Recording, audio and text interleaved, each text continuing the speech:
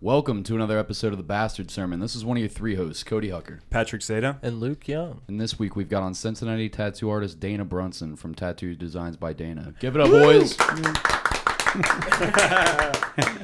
Thanks for coming on, Dana. We appreciate it. Thanks for having me. seriously, super cool. Yes. So yeah, we want to get into all the history about like Cincinnati tattoo work and everything that you've just experienced in life that you're willing to talk about. I really appreciate you coming on, man. Oh, yeah, Seriously. no problem. That's what I've done for 48 years is tattooed. So Was it something you always knew you wanted to do? No, I No? never wanted to do it. Really? How did you step into the tattoo world then? I was in the Army and I came back from Vietnam and I had a year and a half to do at Fort Bragg in North Carolina.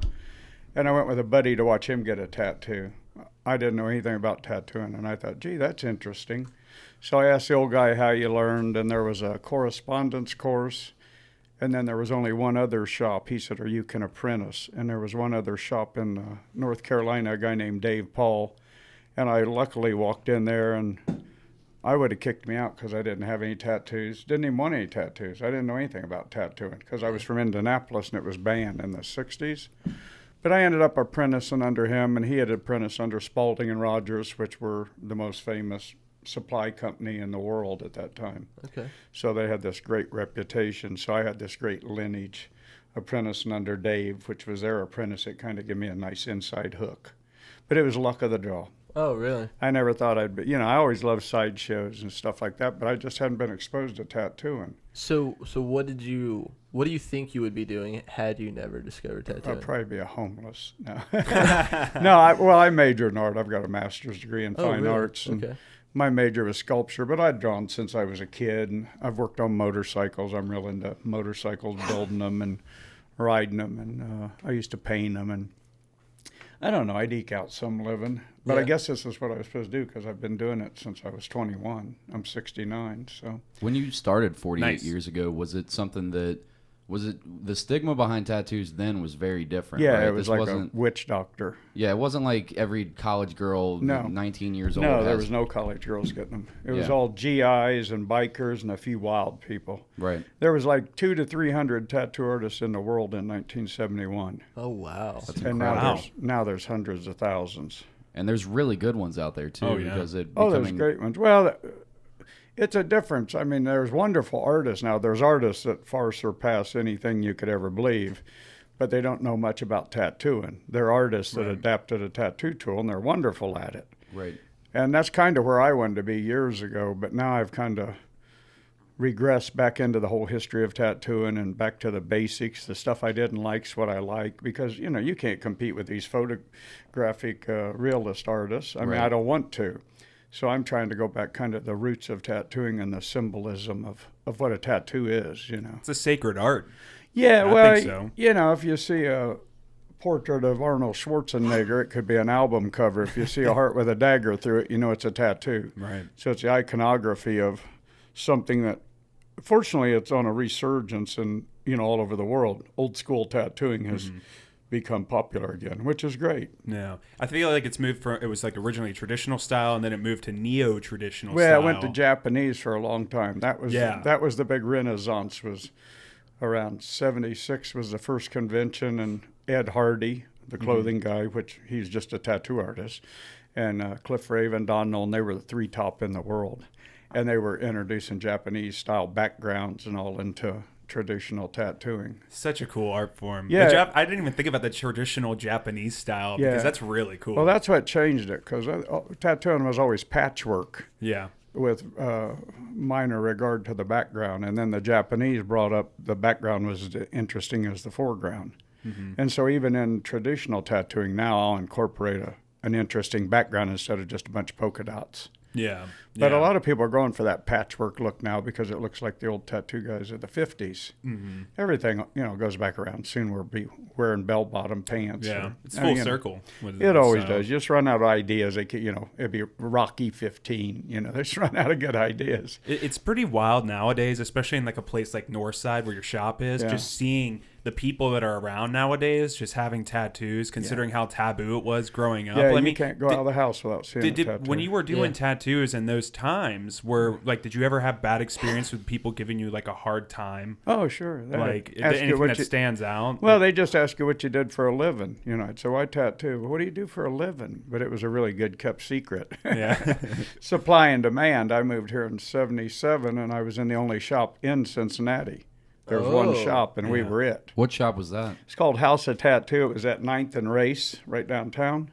Right. And I was there for 11 years. And then I moved up to Northside and bought my building. And my partner moved, and then he came back, and he's since passed away. But yeah, we were it. We opened one in Newport for about 6 months, and we thought about one in Dayton. We said, there's not enough business to have 2 shops in Cincinnati. Right. Not at that And time. now it's on every corner Oh, of there's every block. 4 or 5 Now on you have Hamilton competition. Avenue. You have competition on the same road now. Oh yeah, yeah. crazy. I've got a couple shops down to the right of me, a couple up the hills from me. Over in Main Strauss, I own a shop. There's one right next door to me. You know, I mean, that's just the way it is. So how long were you apprenticing before you decided I'm gonna get my shop? This is mine. I'm doing my own now. I only apprenticed for a short time to learn the basics of tattooing because then Yeah. I got out of the Army. Then I went home to Indianapolis and tattooed underground. I'd tattoo all the 1%er bikers and shit because it was illegal. It was Yeah. an old Board of Health law. And I had a motorcycle shop. And then I worked with Tim, invited me over here after the first convention in 76. And I stayed with partners with Tim for 11 years, but I Okay. wanted to do more custom work. You know, I wanted to redefine tattooing, which of course I was stupid. Because now I'm going backwards. All the stuff I thought was ugly, now I think it's real cool. But that's just a learning curve, you know. Yeah. Well, I feel like it's so much cleaner now than it was Oh, back well, then. sure, Yeah. sure. Yeah, they used to never change the needles, and we didn't wear gloves for years. So people got sick. They get sick. Yeah, nobody ever got sick. Well, they didn't have AIDS, and, you know, hepatitis was supposed to have closed down Indianapolis and New York. But I don't know anybody that ever got hepatitis from it. It's a real minor abrasion, but it's possible, of course, if you tattoo 100 guys with the same needle. You know. Yeah, They for used sure. to just tattoo somebody, rinse it out, and hang it in some disinfectant. Yeah. And then years before that, they'd use the same little color pots. So that's really nasty, dipping in the same ink Yeah. and growing, you know, petri dishes Oh, of God. bacteria. When I learned, we threw away the little caps, but we'd just leave the needle in the machine until you had to change it. That's crazy. Yeah. So, I mean, do they use like a lot of different kinds of ink than what they used back in the day? Oh, because yeah. people now, like, Yeah. you're saying people never got sick or whatever, but I mean, I've had like an allergic reaction to red ink. Well, yeah. I mean, people could always, back in the 50s, it had mercury in it. So, you know. Oh my God. Yeah. Yeah, well, there was really No one got sick. There was only a couple. No, they didn't colors, get, well, too. their tattoo would react. Yeah. I mean, it didn't kill anybody, but, you know, back in those days, there was really no tattoo pigment per se. Now you have chemists that figure out what won't hurt people, and the big companies are all, you know, getting on board with the FDA and all that. Crazy to think about. But back then, there was 5 colors, you know, red, yellow, green, black, and sometimes brown. They'd say 5 bold colors. And they were just from pigment manufacturers. So, you know, you don't want the same red to put in the skin as you do to make car paint out of. So it's really controlled now. You know, Yeah. they have to post all the ingredients online and all that stuff. It's big business, supply business. It's kind of wild to think about it. Chemists, people that go to get doctorates or whatever, and they go and fucking Right. make tattoo ink. Well, they do have. I mean, they have to know their chemical compounds. You know, I mean, it's not a tattoo artist; it's a guy that hires a chemist. You know, but it's big business. I mean, they buy out the tattoo suppliers now because it's a multi-million-dollar business. It's hard to believe selling pigment, but I know a couple of the large pigment manufacturers, and I mean, that's where all the money is. Everybody jumped on the supply bandwagon. Yeah, definitely a smart move. Yeah, Especially nowadays. Yeah, it's like except so now it's normal. getting flooded. You know, every day somebody's opening a new supply business. You can't compete. Some big company with Amazon or something just bought out the biggest supplier in the United States. For tattoo ink? Yeah. It was nothing to do with tattooing. It was a big corporation that wanted to own this company. Yeah. And then they bought out the people that make the power supplies. Now they're buying out the people that make the chairs because they just saw this money, you know. I mean, it's hard to believe that there's that much money, but there must be because somebody's making it, you know. Well, yeah, I mean, just I know that there is a lot of money in it just because a lot of tattoo artists bring in a ton of clientele nowadays. Yeah, and you're selling ink all over the world. You know, Yeah. you're selling pigment in Europe, and I mean, anywhere that you can get it approved. So, yeah, we use a really good pigment, and it's approved in Europe. Europe has really high standards. Somebody somewhere in the world is allergic to everything, you know, white bread. So that's why you have a disclaimer and, you know, stuff like that. But we've never had really any trouble. You know, I've done this 48 years from the time it was really not sanitary to where now everything's super disposable and scrutinized. Yeah, definitely. So you've been doing it basically since the beginning of the tattoo scene. Well, in Cincinnati, for sure, yeah. So was there ever a point during, like, because obviously the technology has evolved with the tattoo guns, was there ever a point where you're like, wow, this is wild and very different? Yeah, well, now a lot of people use rotary machines or little electric motors. Yeah. But I'm still loyal to the coil, as they say, because that's the same kind of machine they've been using since early 1900s. Okay. It's just the springs are different, the coils are better, but the configuration's the same. But because you used to have to build your machines and know everything about them. Now you buy a little rotary machine, and if you're an artist, in a while you just figure out how it works. Yeah. You aren't going to make it work any better. You know, they're put together by big manufacturers, sell for $600-700 a piece. And it'd be like if I bought a wood burner, and in a year I'm a super wood burner. Okay. Where before you had to mix ink, make needles, build machines, all that's left. You buy the needles, you buy the ink, you buy the machines, you just work on being a good artist. Yeah. But I still think that, you know, that's not the tradition of tattooing. So I think even if a guy's doing that, it'd be nice if he knew something about the history, because without those 200 or 300 shops in the 70s, it wouldn't be happening. You know, but Without them, there wouldn't be a scene. yeah, everybody's interested in, you know, being an ink master, a superstar. And, you know, you're putting little pictures on somebody. Get a grip on it, you know. Yeah. You aren't Michelangelo, you know. I mean, I've seen the best art in the world. I've traveled. And, you know, all these guys with these egos, they need to get out more. There's a lot of them, though. Whatever you do, it's been done 10 times better.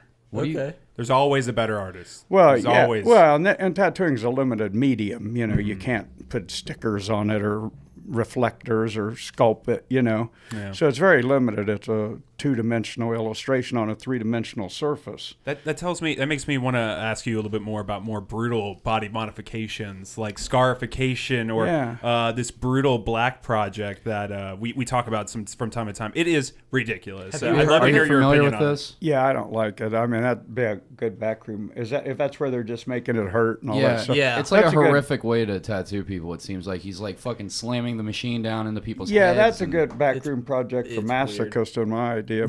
But then again, you know, as far as brutal black art, I'd get it. You know, Franz Klein or somebody. I mean, if you're doing big gestures and all, of course that's fine. But skin's a whole different medium, you know. Yeah. And the person getting it, I wonder about it.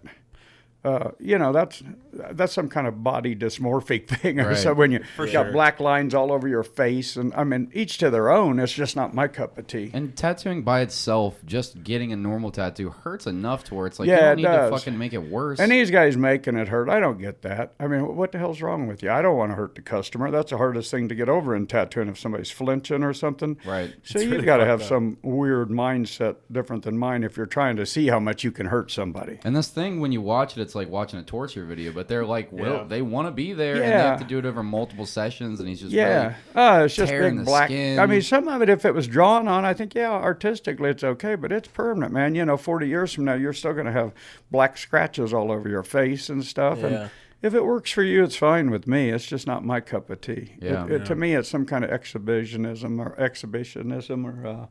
or self-harm or, I mean, but, you know, what do I know? Maybe it's a fetish thing. I mean, there's a lot of sure. There's, I mean, all that. You know, you go to conventions now, and everybody's hanging by meat hooks, and Yeah, I was about to ask you. Like, what do you feel about that? How do you feel it's about a sideshow. It gets the tourist in. Yeah. I personally don't care if you hang by a meat hook or you don't. I don't want to, but Yeah. the guy that wants to. But I don't really know if it's a spectator sport. You know, I mean, it's Yeah. almost like, look at me, look how cool I am. It's kind of edgy. And I'm like, I 100% don't know. right. I mean, Yeah. but, you know, it does bring in the people. I mean, the conventions now do everything. You know, the Enigma's there. You know, he's all tattooed. And, you know, everybody says he's a wonderful guy, and it's fine. But, you know, you have to, like, make scary faces and pose with people. And I'm kind of like, I don't know. You know, I'd rather just talk to you and have a conversation. Yeah, there's a lot of artists out there that like to put on this persona or like kind of. It's such a bullshit thing. Yeah, it totally is. Yeah.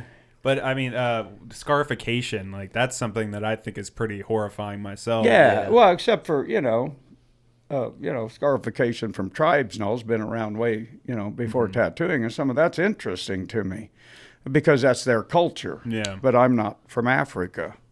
But it's interesting, looks like it really hurts to me. I'm sure. And dark skin, of course, scars a lot more than white skin. It gets keloid scarring where white skin won't. I never knew that. That's yeah, like if a black skin gets cut, it will be more prone to a keloid than white skin.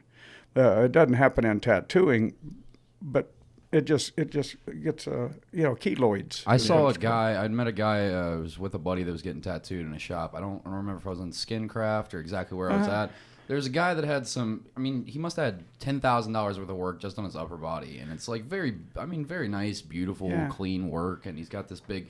Like, he had a Goonies tattoo on his arm, like a whole sleeve of the Goonies and shit. And I was like, that's really cool. And then I looked at it right by his sleeve, and he's got solid black bars. And I was like, have you blacked out a bunch of work? And he's like, actually, I'm working on getting all of my work blacked out. And I was like, why? Yeah. He was like, so that I can scarify over it. He was like, I got tired of all these tattoos, so now I'm getting the whole thing blacked out, and then I'm going to have razor scalpels cut through my arm and get all this design work. And I was like, holy shit. They black out their arms, and they do scars, or they put white tattooing on it, and they hit that a couple times hoping it'll last. Never But usually the outline shows through the blackening out because it's a little deeper than the shading. Right. So a lot of times you can kind of see a braille image. But like I said, each to their own. It's the world gone nuts. Of course, I'm all tattooed, so to somebody that's not, I'd be in that same category. But to the previous generation before you started tattooing or whatever, you were probably the same thing as somebody with a tattoo. Oh, he's a tattoo artist. Like, he's this fucking spooky dude. Oh, yeah. Spooky. Well, yeah. I mean, it was like they were always in kind of the Skid Row part of town. 9th and Race wasn't a great area. Right. And I could drive to any town, and they were always kind of in Skid Row. I could find them. Nobody was out in a shopping mall or in Northside like where I was. It was always downtown by the bus station or where the drunks hung out, or because rent was cheap.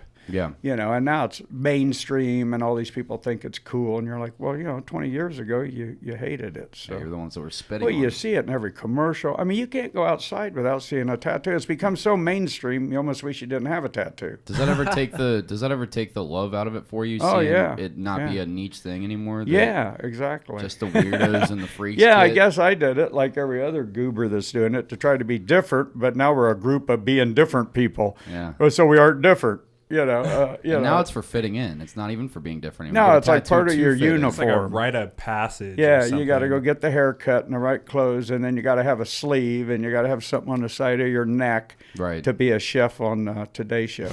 It is like a uniform. Yeah, absolutely. And you think, wow, did they really like tattooing, or is it just this crazy fad that they don't get's pretty well irreversible? Yeah, it's because of, I think, the internet and social media. It's just the idea of wanting the attention all the time. At least, and this is probably coming from a guy that's pretty covered in tattoos. I mean, you just want to be noticed at that particular time when you're getting it. Yeah, you get impulsive. I'm just as guilty. I mean, you always wanted to look different and look at me, and just from a guy with gold teeth and a beard and all tattooed. But I always kind of kept my tattoos fairly private. Yeah, I do too. I always because otherwise everybody sleeves. wants to talk to you about them, and after years, I forget how exciting it is to them. To me, it's another day. Mm-hmm. It gets kind of annoying. It gets real annoying if you're out at dinner and somebody's like, "Hey, bro, you gonna hook me up with a tattoo?" I was wearing a camouflage shirt, and I went to Home Depot for some home shit, hoping no one would see him. And hoping no one would see me. And some guy came up to me, one of the workers, and I was just asking for help, and he's like, "Oh, you got camouflage all the way down to oh, that's not your camouflage, that's your arm." And I was just like,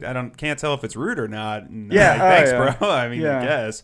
But I mean, it's nice for a compliment here or there. But now that I have them, and it's like it can be quite annoying. When you don't want to get sidetracked if you're in the middle of something. I don't want to talk to anyone when I'm out and about. Or when it's pretty frustrating when someone grabs you by the appendage. Oh my god!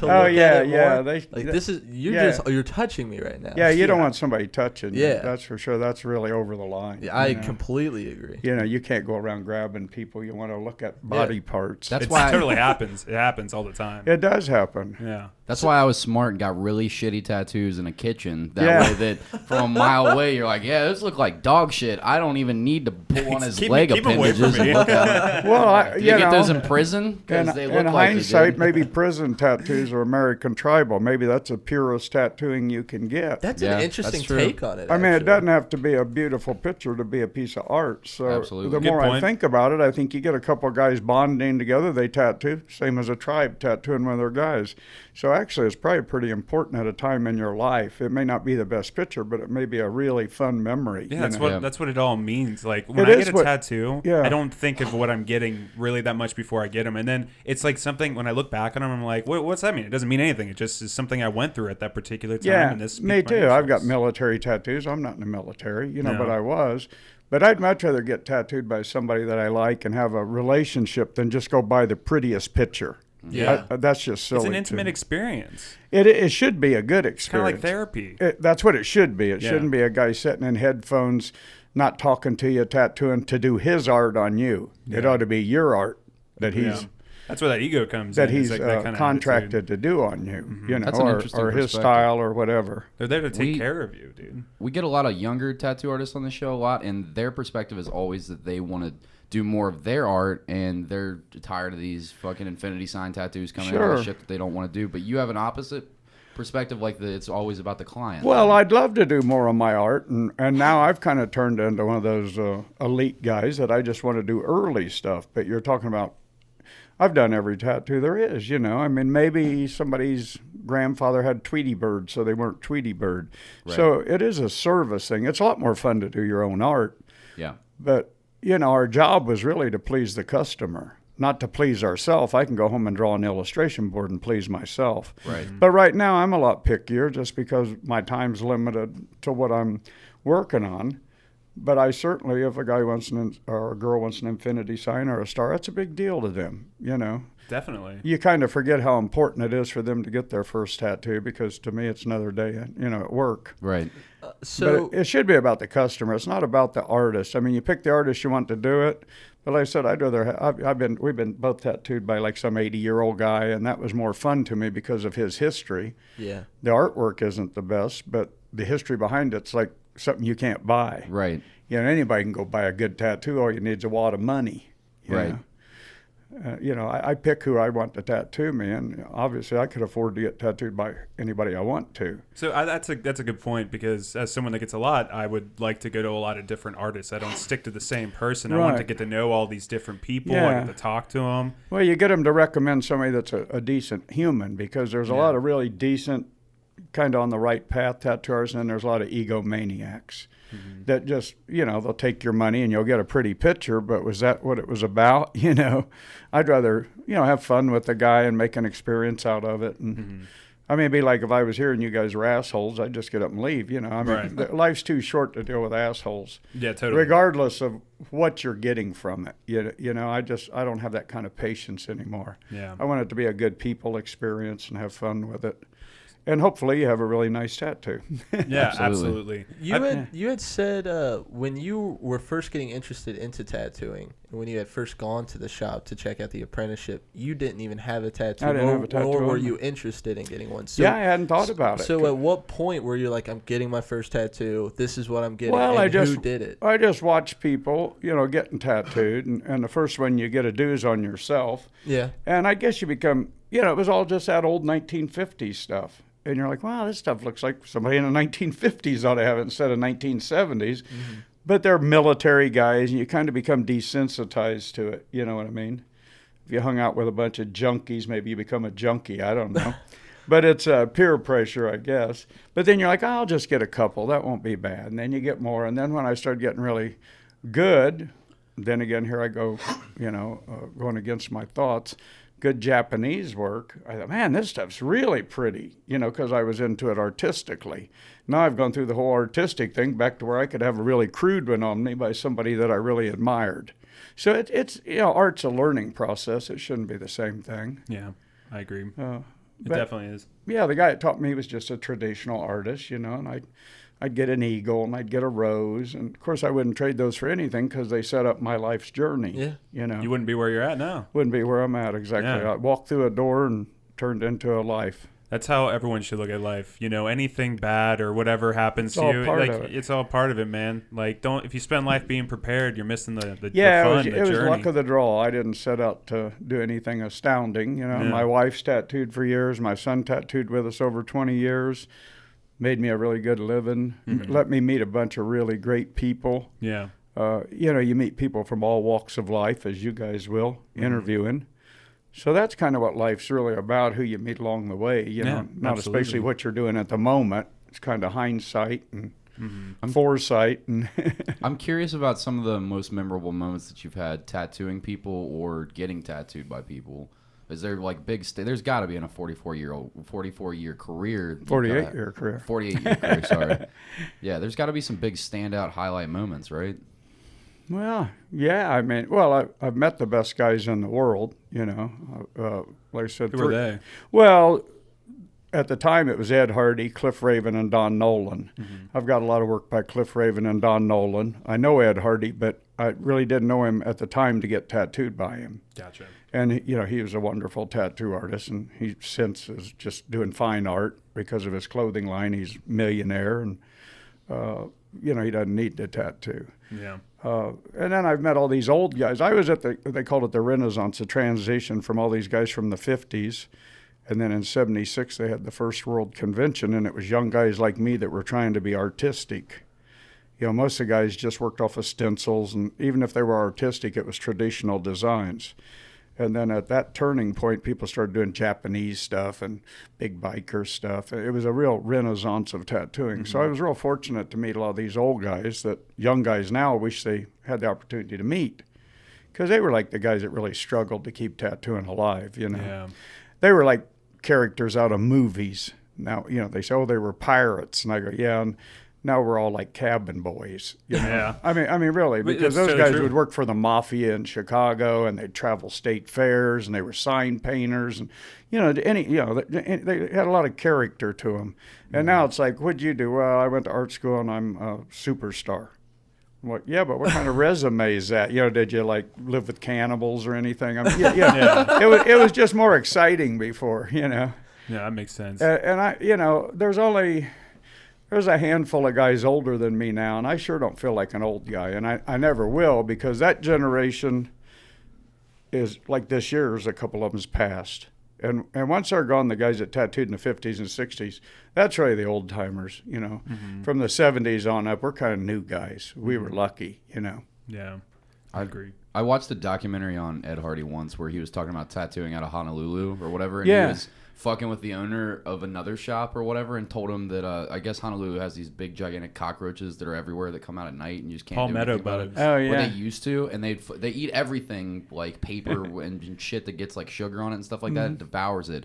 So I guess he was fucking with the competition shop or whatever, and told him like, yeah, I found a way to get on your flash sheets a brighter red and a brighter blue or whatever. And he was like, how do you do that? And he was like, you can't tell anyone, but you 2 tablespoons of sugar inside of your watercolor inks and then paint it there. And the fucking cockroaches come up and eat all the paper off the walls and fuck up all of his flash art, basically. Fuel. That was probably some Sailor Jerry story he got. It might have been Sailor Jerry. Because he knew Sailor Jerry and wrote. And Sailor Jerry was kind of notorious for really leading people the wrong way. Yeah. Like he's this, it's famous Sailor Jerry and all. He was actually just kind of an asshole if you read about him. And I asked Ed Hardy, and he goes, yeah, I mean, he was kind of a bigot, womanizer, and, you know, all the tattoo artists hate it hearing me say this.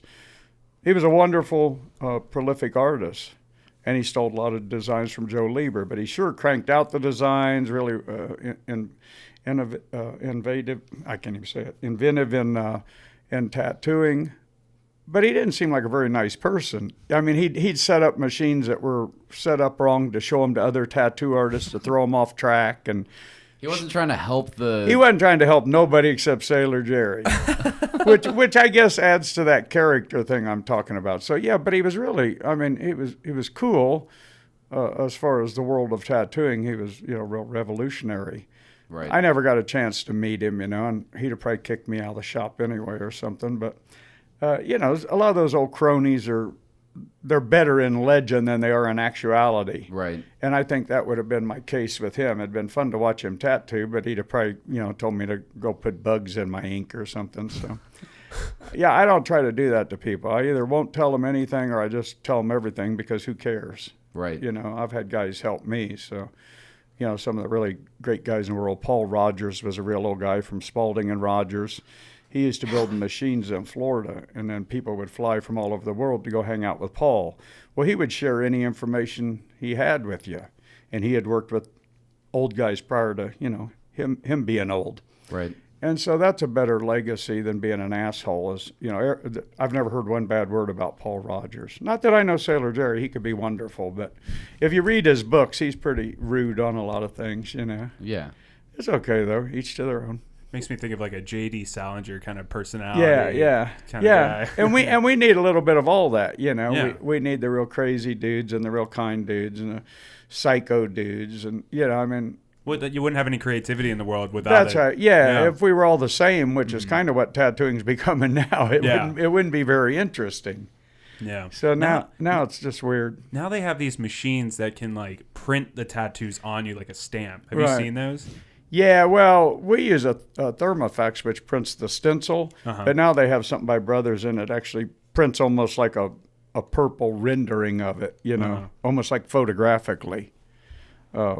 But yeah, I don't know. You know, soon they'll just have a machine that tattoos you. No, that's what he's talking about. They have one. Oh, they do. Yeah, have it's one. a machine. It's a robot. It just stamps like it scans where it's going to put, and then it just lays on top of I you haven't like a seen stamp, and it tattoos the whole thing in like real quick. Oh yeah, no, I haven't seen it. I saw they had a robot in Lyle Tuttle, this real old tattoo artist that passed this year. It did like a little scribble on him, but I mean, you know, that's not tattooing. It's definitely not. That's a whole different art. You know, that's almost printmaking or something. That thing seems to apply to the people that you were talking about earlier that are just there for the aesthetic, to just get it, just to have it to fit their outfit. Those are the tattoos they should be getting. Just get that. Well, yeah, they can have a tattoo. machine in a mall you can stick your arm in and get a tattoo, and that's okay. It's just not my generation. I mean, it's all okay. Everything changes, you know. Mm-hmm. It's just not what I'm into. It's not the real thing. It's not my real thing. It can be these young guys. It's their real thing, and they all have their own thing going on. And I'm still kind of living in the past, which is where I prefer to be. I have a lot of young guys come visit me that like the past, and I'm more interested in it as time goes by. But I wasn't interested in it when I started. I wanted to set the world on fire and be a cool guy, and so that just all comes with learning that you aren't that cool. Somebody's always cooler. Yeah. So you were speaking of legacy just a few minutes ago. I was wondering, did you ever keep in touch with the guy who taught you? Oh, sure. In your apprenticeship? Yeah. And how did he? Well, I used to get a card from him every year, and he stopped by and visited me once, and then I took my son that tattooed with us for years too to meet him, but he had passed away. Oh. He had retired, and he was still at Fort Bragg, and he was driving a cab and living in a nice house, and I think he did pretty well. You know, he was kind of an old rummy, you know, drank a lot, but he was an ex-Marine, Korean War veteran, and you know, I've got a big picture of him in my bedroom because had I not walked in his shop, you wouldn't be. My life would be totally different.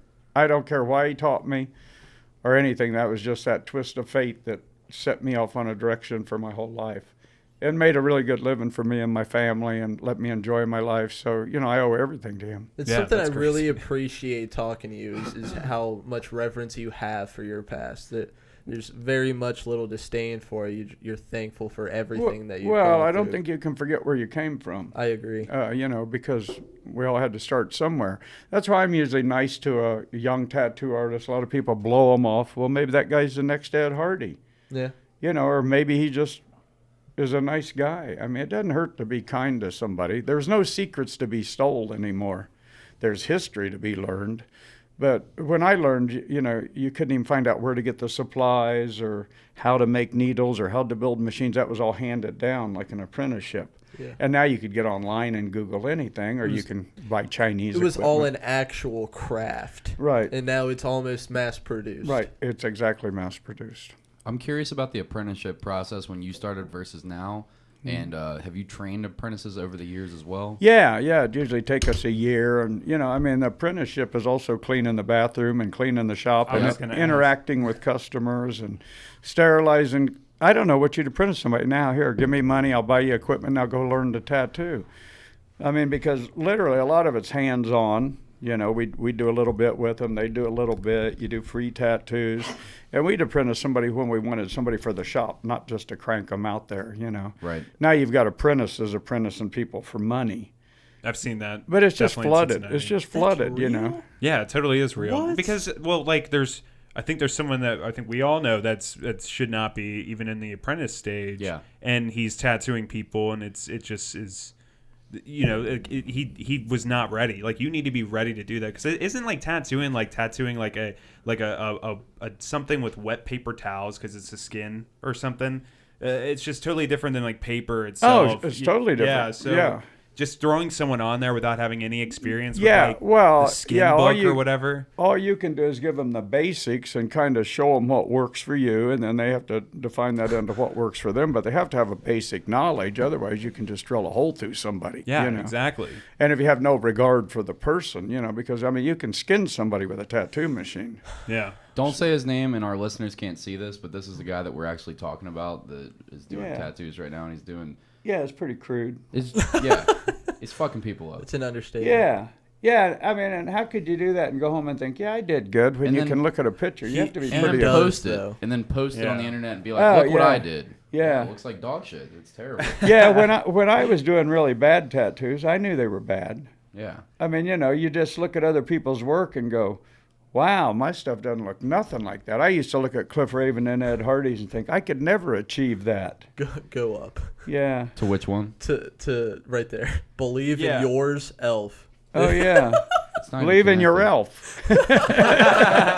It's not even connected. Yeah, Those yeah. are two separate words. All you need is a little line right there. He's contacted me to get on the show, and the problem is he's a really nice guy. He's like a really, really nice guy, yeah. but I'm just like, He's not- absolutely not, man. He's I not very can't. objective about his work. Not at all. Can't just If look he at said, it. I want to be on the show because I'm really crummy and I'd really love to be in contact with tattoo artist, then I'd have respect for him. Yeah. If he walked in and said, gee, I really love doing this, but I really want to be better at it. Can you give me some hints? Mm-hmm. Sure. You know, bring your machine in. I'll take a look at it and I'll tell you a couple things I know. And But he's doing this and calling it Flash. And Yeah. It's Yeah, like my and- daughter, my 3-year-old daughter did yeah, this. when you aren't very, I mean, how are you going to talk to him?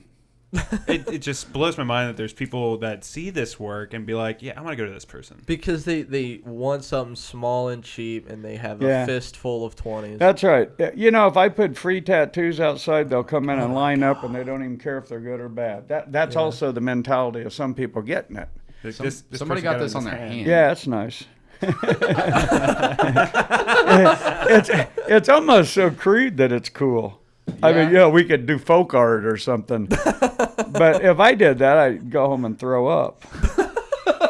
or go home and cut my fingers off. But hey, if his clients are happy, unfortunately, just because it says tattoo doesn't mean good tattoo. It means you own a tattoo machine and you're willing to take somebody's money. Yeah. Right. Yeah, I pretty tell much. customers, do your homework, get a good rapport. I used to have in my ad, compare the difference. Go around, check 6 shops. You'll find one where you think you ought to get tattooed. I don't have to tattoo everybody. You want a good rapport. You want good work. Look at their portfolios. Look at the shop. If it feels right, it's probably right. If it feels cheap and creepy, it's probably creepy. Yeah, I could preach for that all day because all my tattoos suck, and it's because I was 17 and my Yeah. mom wouldn't let me get a tattoo, and I was like, "Fuck you, mom! I'm gonna Yeah, get a tattoo yeah. in my friend's basement." And then Yeah. all my tattoos suck. I mean, I love the dude that did them. He's like my brother, but Yeah. he's not cut out to be a tattoo artist, and he wasn't. That's why Yeah. he's not a tattoo artist. He was Yeah. he was taking money and fucking tattooing people's Yeah, well, body in a house. it's all a learning thing. I've got some old crummy tattoos, and then I know a young, real hip artist that got a lot of tattoos by this old guy that was pretty crude, but he collected them kind of in a folk art manner. And then I started thinking, wow, he's really clever because he's collecting all these kind of crappy tattoos, but it's kind of from a famous guy. Right. You know, because there are different books in the art library. Everybody likes a really nicely done picture, but there's all kind of books. You know, Right. there's primitive art, folk art, fine art. So the majority of the civilization doesn't understand that. If it looks like a photograph, they like it. If it looks like a little kid's drawing, they don't like it. But that little kid's drawing is real valid. My thing about art, and whenever I'm doing paintings or making fine art or anything like that, I'm always like, I can do photorealism, and it takes forever, and it's a pain in the ass, and I just don't like it because it's like if you want If you want something to be photorealistic, take a picture with your 4K camera that comes out of your pocket. It's super simple. Or if it's natural to you to do it, it's cool. Yeah. I know guys that are photorealistic painters. I can't do it. I'd be a better folk artist. Right. You know, I mean, I sometimes you try to unlearn art. I said a check mark's a bird, and an Audubon Society illustration's a bird. So anything in between there is a bird. It depends on what the person's looking for. Right. But most of society's looking for a real good picture of a bird. But what if their grandpa had a check mark on him? You know, I mean, it's a weird, deep subject if you think too much about it. You Right, know? absolutely. Are you so how do you still draw to this day? Yeah, You're still I draw doing flash. pieces? And usually I plagiarize 1920s, 1930s stuff. You like get the picture of what it was, and then you do it in your own art style. Well, yeah, I'll do it on a light table and kind of fancy it up into my style. I'm doing these collages of all black and white drawings that I'm real interested in doing, kind of like just a collage of 1920 images. Okay. But yeah, I like doing that stuff. Yeah, those are books of old designs I sell out of our collection, or I did sell. But those are Sailor Jerry and Bert Grimm and all the famous guys. I mean, that's Those look Grimshaw. excellent.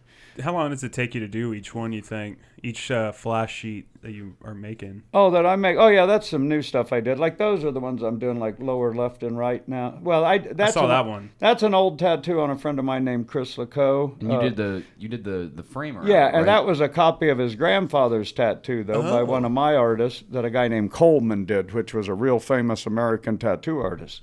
So I did the frame of vintage Navy tattoos around it because his grandfather was in the Navy. That's why I thought this one stood out to me. It was that Yeah. the original artwork was right in the middle. Yeah, and you did a really that's what I'm fancy- trying to it tattoo was now. cool. I did those. That was North Lakes. That was in England. That was for a convention I went to. And I just did those and give them away for free. Yeah. You know? Wow. But that's what I'm doing. I take a 1920, 30 girl, put it in the middle, and then I just do little vignettes all the way around it. But all of a sudden I started thinking, wow, I really like the way that looks as a tattoo. I've been doing a lot of black tattoos like that, and then I'll tint their cheeks and do the fancy hair. And I used to hate those women with teeth, and now I kind of like them. They look like little chiclets or something, you know? Yeah.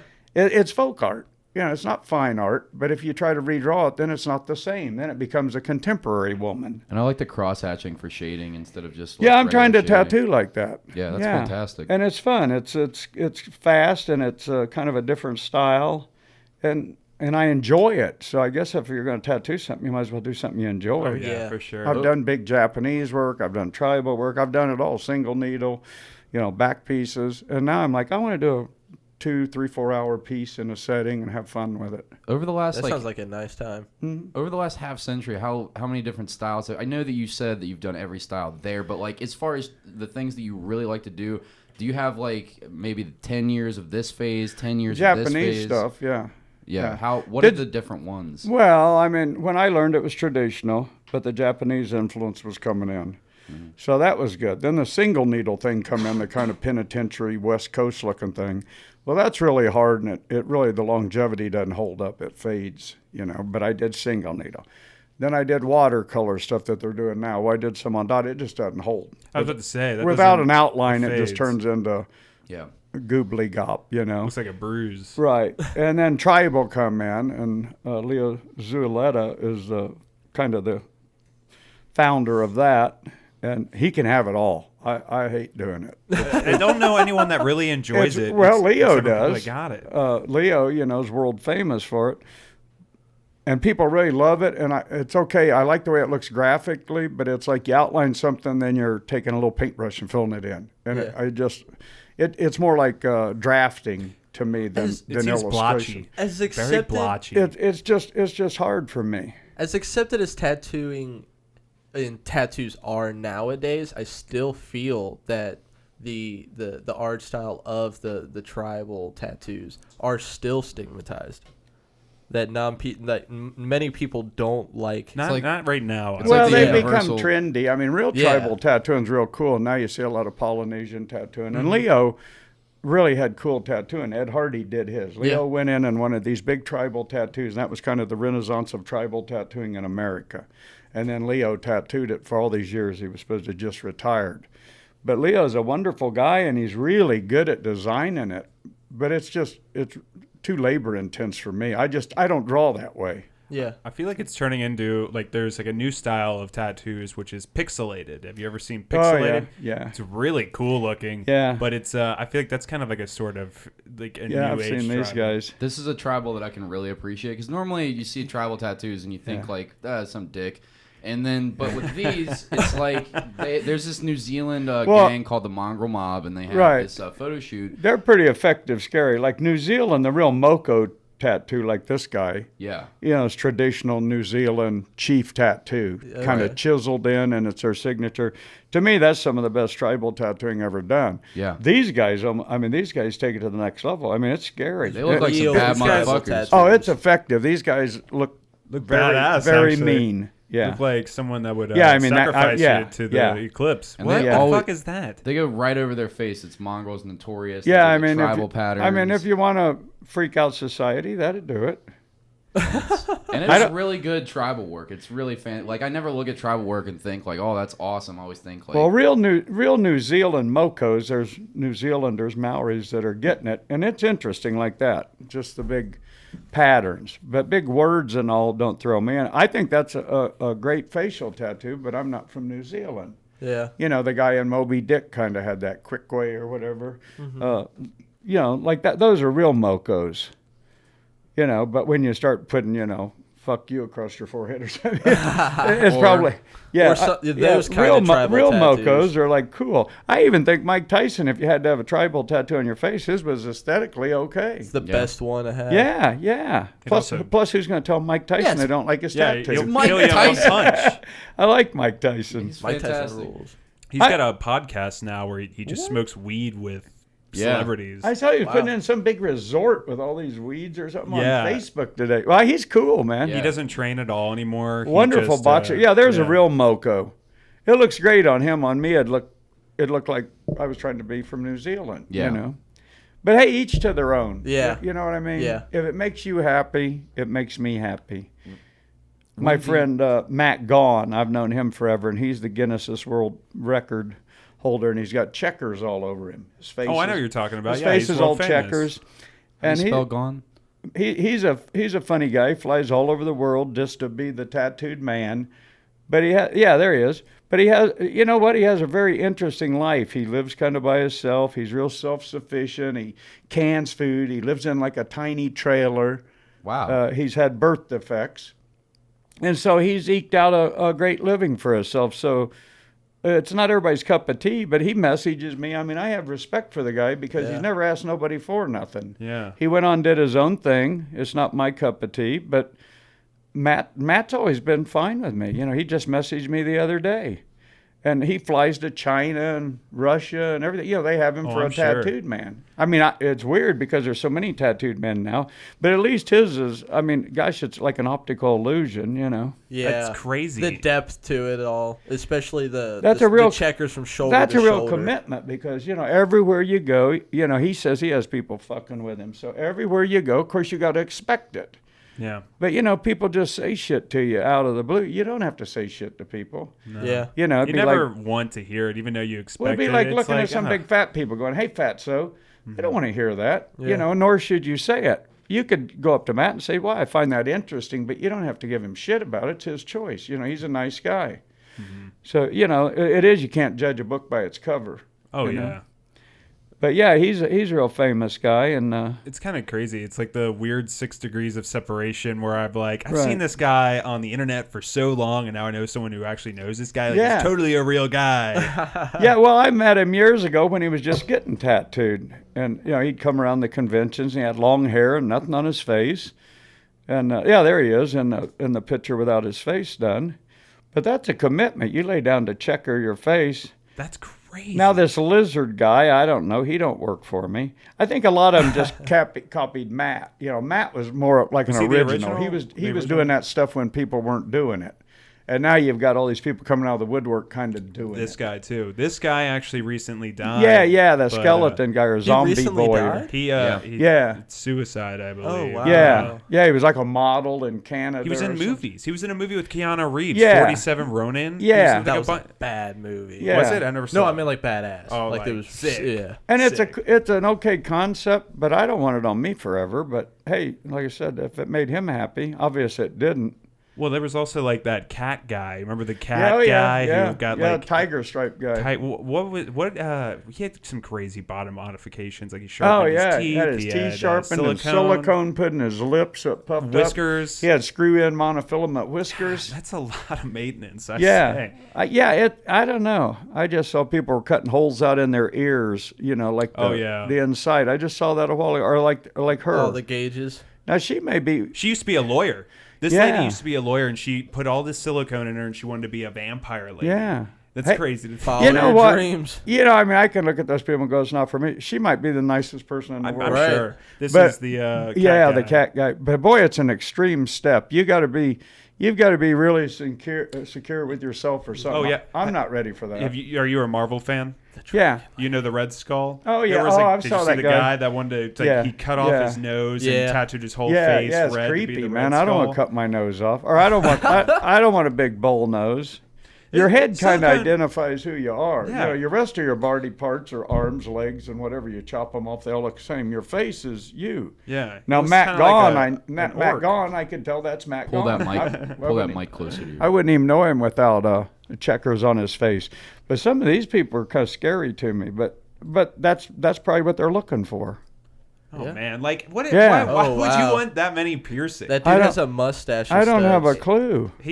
This guy, he's got probably like 100 piercings, like right in his face, right in his mouth. Oh, this one down here, I've seen this one turning into a dragon. That was a man that's turning into a dragon woman. But What? hey, if it makes him happy, Interesting. but you start wondering the reason behind. I don't know if you're just. Oh, I mean, that's a good way of thinking about it. Like, what made you really want to take the leap and do this? What It made might- you want to cut your nose off? Sharpen your teeth. They might Yeah. really hate themselves. They might just really want to become something different. Yeah, something that yeah, isn't yeah. It's totally true. what their original identity is at all. It's an escape thing a lot of the times. I Right. feel Well, like I said, Matt did it a long time ago, and now it's like all these people kind of. I've seen a million after him, so to me, he was kind of original. That was like his idea, and then other people, it's almost like the fad. Yeah. You know what I mean? Totally is. But yeah, Matt's pretty successful at it. So if you got to be a tattooed man, you got to be successful because it's going to Gotta be do hard to something get with a it, job. yeah. It's going to be hard to get a job. Now, you've been doing it for 50 years, but you don't have like fully covered everything. You don't go neck, you don't go I face. ended 3/4, and I've got a strip down the center, and then I'm almost totally covered. I got a couple little spots on my right leg. Gotcha. But that was the Japanese. They do the shorty kimono so it looked like clothes, and then I extended it on down my legs. Okay. But that's why, and it's been these. Cliff Raven did these years ago, and there's just no sense adding anything. You have a full body suit? Yeah. How Oh, wow, that's painful? awesome. What's the most painful spot? Oh, your ribs, or Your where ribs. your ass hooks onto your thigh or back of your knees or something. There's some lady out there that she's a porn star and she's got a whole octopus coming Yeah, from my her buddy body. did that. Yeah, Greg James out. Ouch. Greg you know James the at- guy who did that? Yeah, Greg James at Deluxe Tattoo. He's one of the best Japanese guys in the world as far as color. Mm-hmm. But that's a porn star. He did Jesse James' old porn star and girlfriend. And Have you ever tattooed a butthole? no, and I'd just soon pass on it. But So I had maybe hers look better. I think she does ring toss with her ass or something. I really do. I really do. I think Bleach she it and puts wax a it stick in and- her ass and they throw rings on it. Oh my! Really? Yeah, Like that's a real thing. that's a real thing. Oh my god. Yeah. Have you ever tattooed a dick or a vagina before? Yeah, but It seems like that's. I don't know. We've had a couple artists on here, and they've talked about it, where they've talked about just having the people that want to get like their girlfriend's name on their penis. Or something. yeah, it's not a real common thing. Years ago, if you do a bodysuit, sometimes somebody would get something little on their crank, but I don't do it anymore. it was never creepy. You know what I Yeah. mean? It wasn't guys that were creepy. It was usually a joke or or something like that, you know. And girls used to always put them in discreet places. You know, they didn't get sleeves and all. They were always in their bikini line or something like that. Which, we call those the good old days. There's some guy on the internet. He's also got a bodysuit, and on his dick he has a xenomorph head. So it looks like the xenomorph from Alien. Oh yeah, is coming at you. So that's something. Yeah. That's creepy. Yeah, well, everything I think creepy, somebody's doing it. Yeah. And they want to live with it, and if they're happy, I'm happy for them. One of my friends, actually one of my old someone I used to play music with, he came on this show, Brad Hester. He has a magnet implant in his finger. I thought that was a very interesting body modification. Is that something you ever heard of? No. Yeah, so he's got a little magnet ball in his finger. He said it cost him like $250 for what? What? Why did he do it though? I don't know. What's Why does anybody go get around any? running across scanners and mess them up or something? So he'll play with like needles and stuff, or or like paper clips. And that just sounds fuck with okay. them. Actually, I've seen all kind of implants, but I've had magnets be a lot cooler. Put like nails on your head and stuff on your like implants.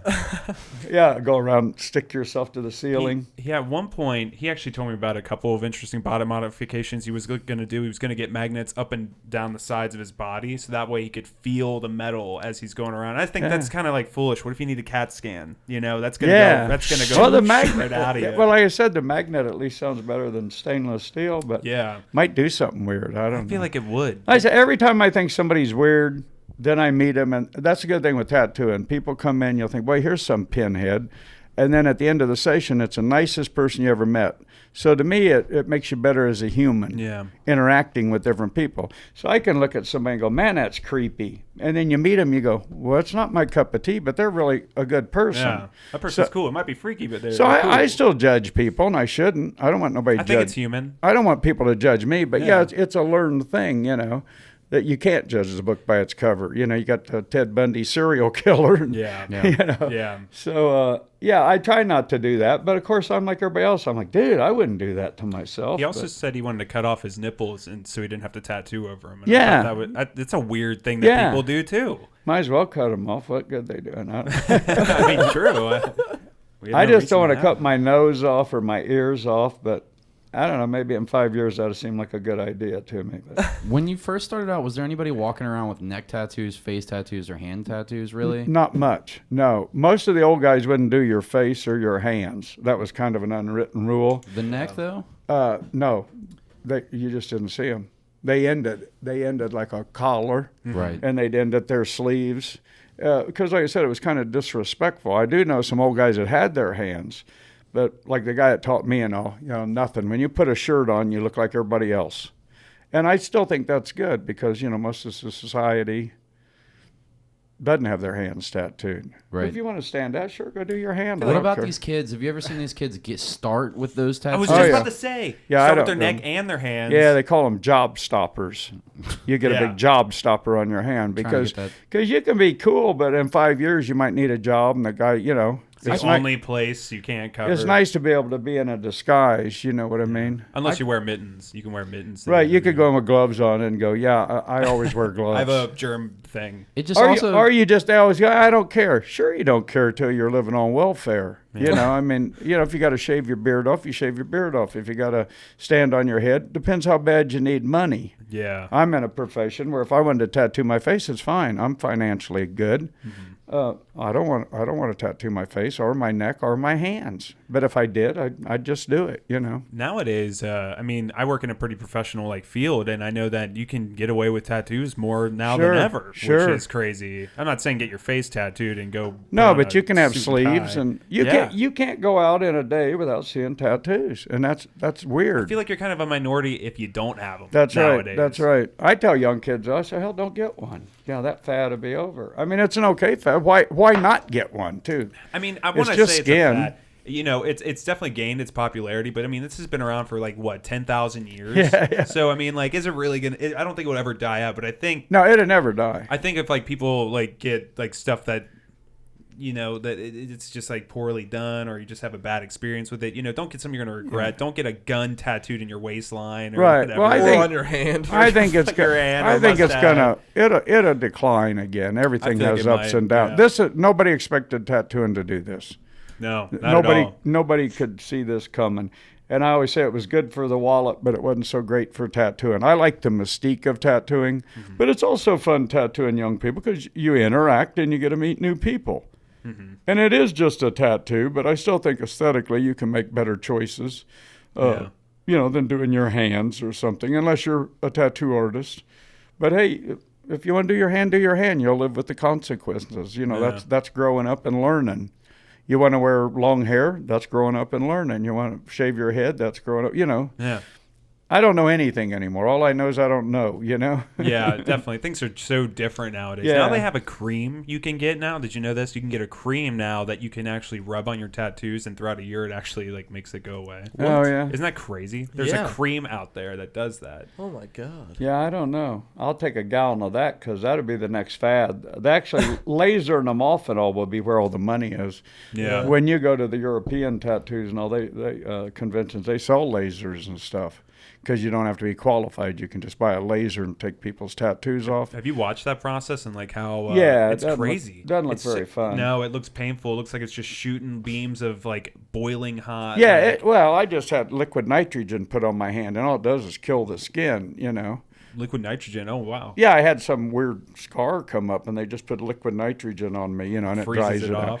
Yeah, so I wonder if they put that on a tattoo if it did it. I don't know. Possibly. They do the laser removal treatment. That's supposed to be horrifically painful. Yeah, it's real expensive too. Yeah, it's like $300 a session. I mean, there's no way to remove a bodysuit.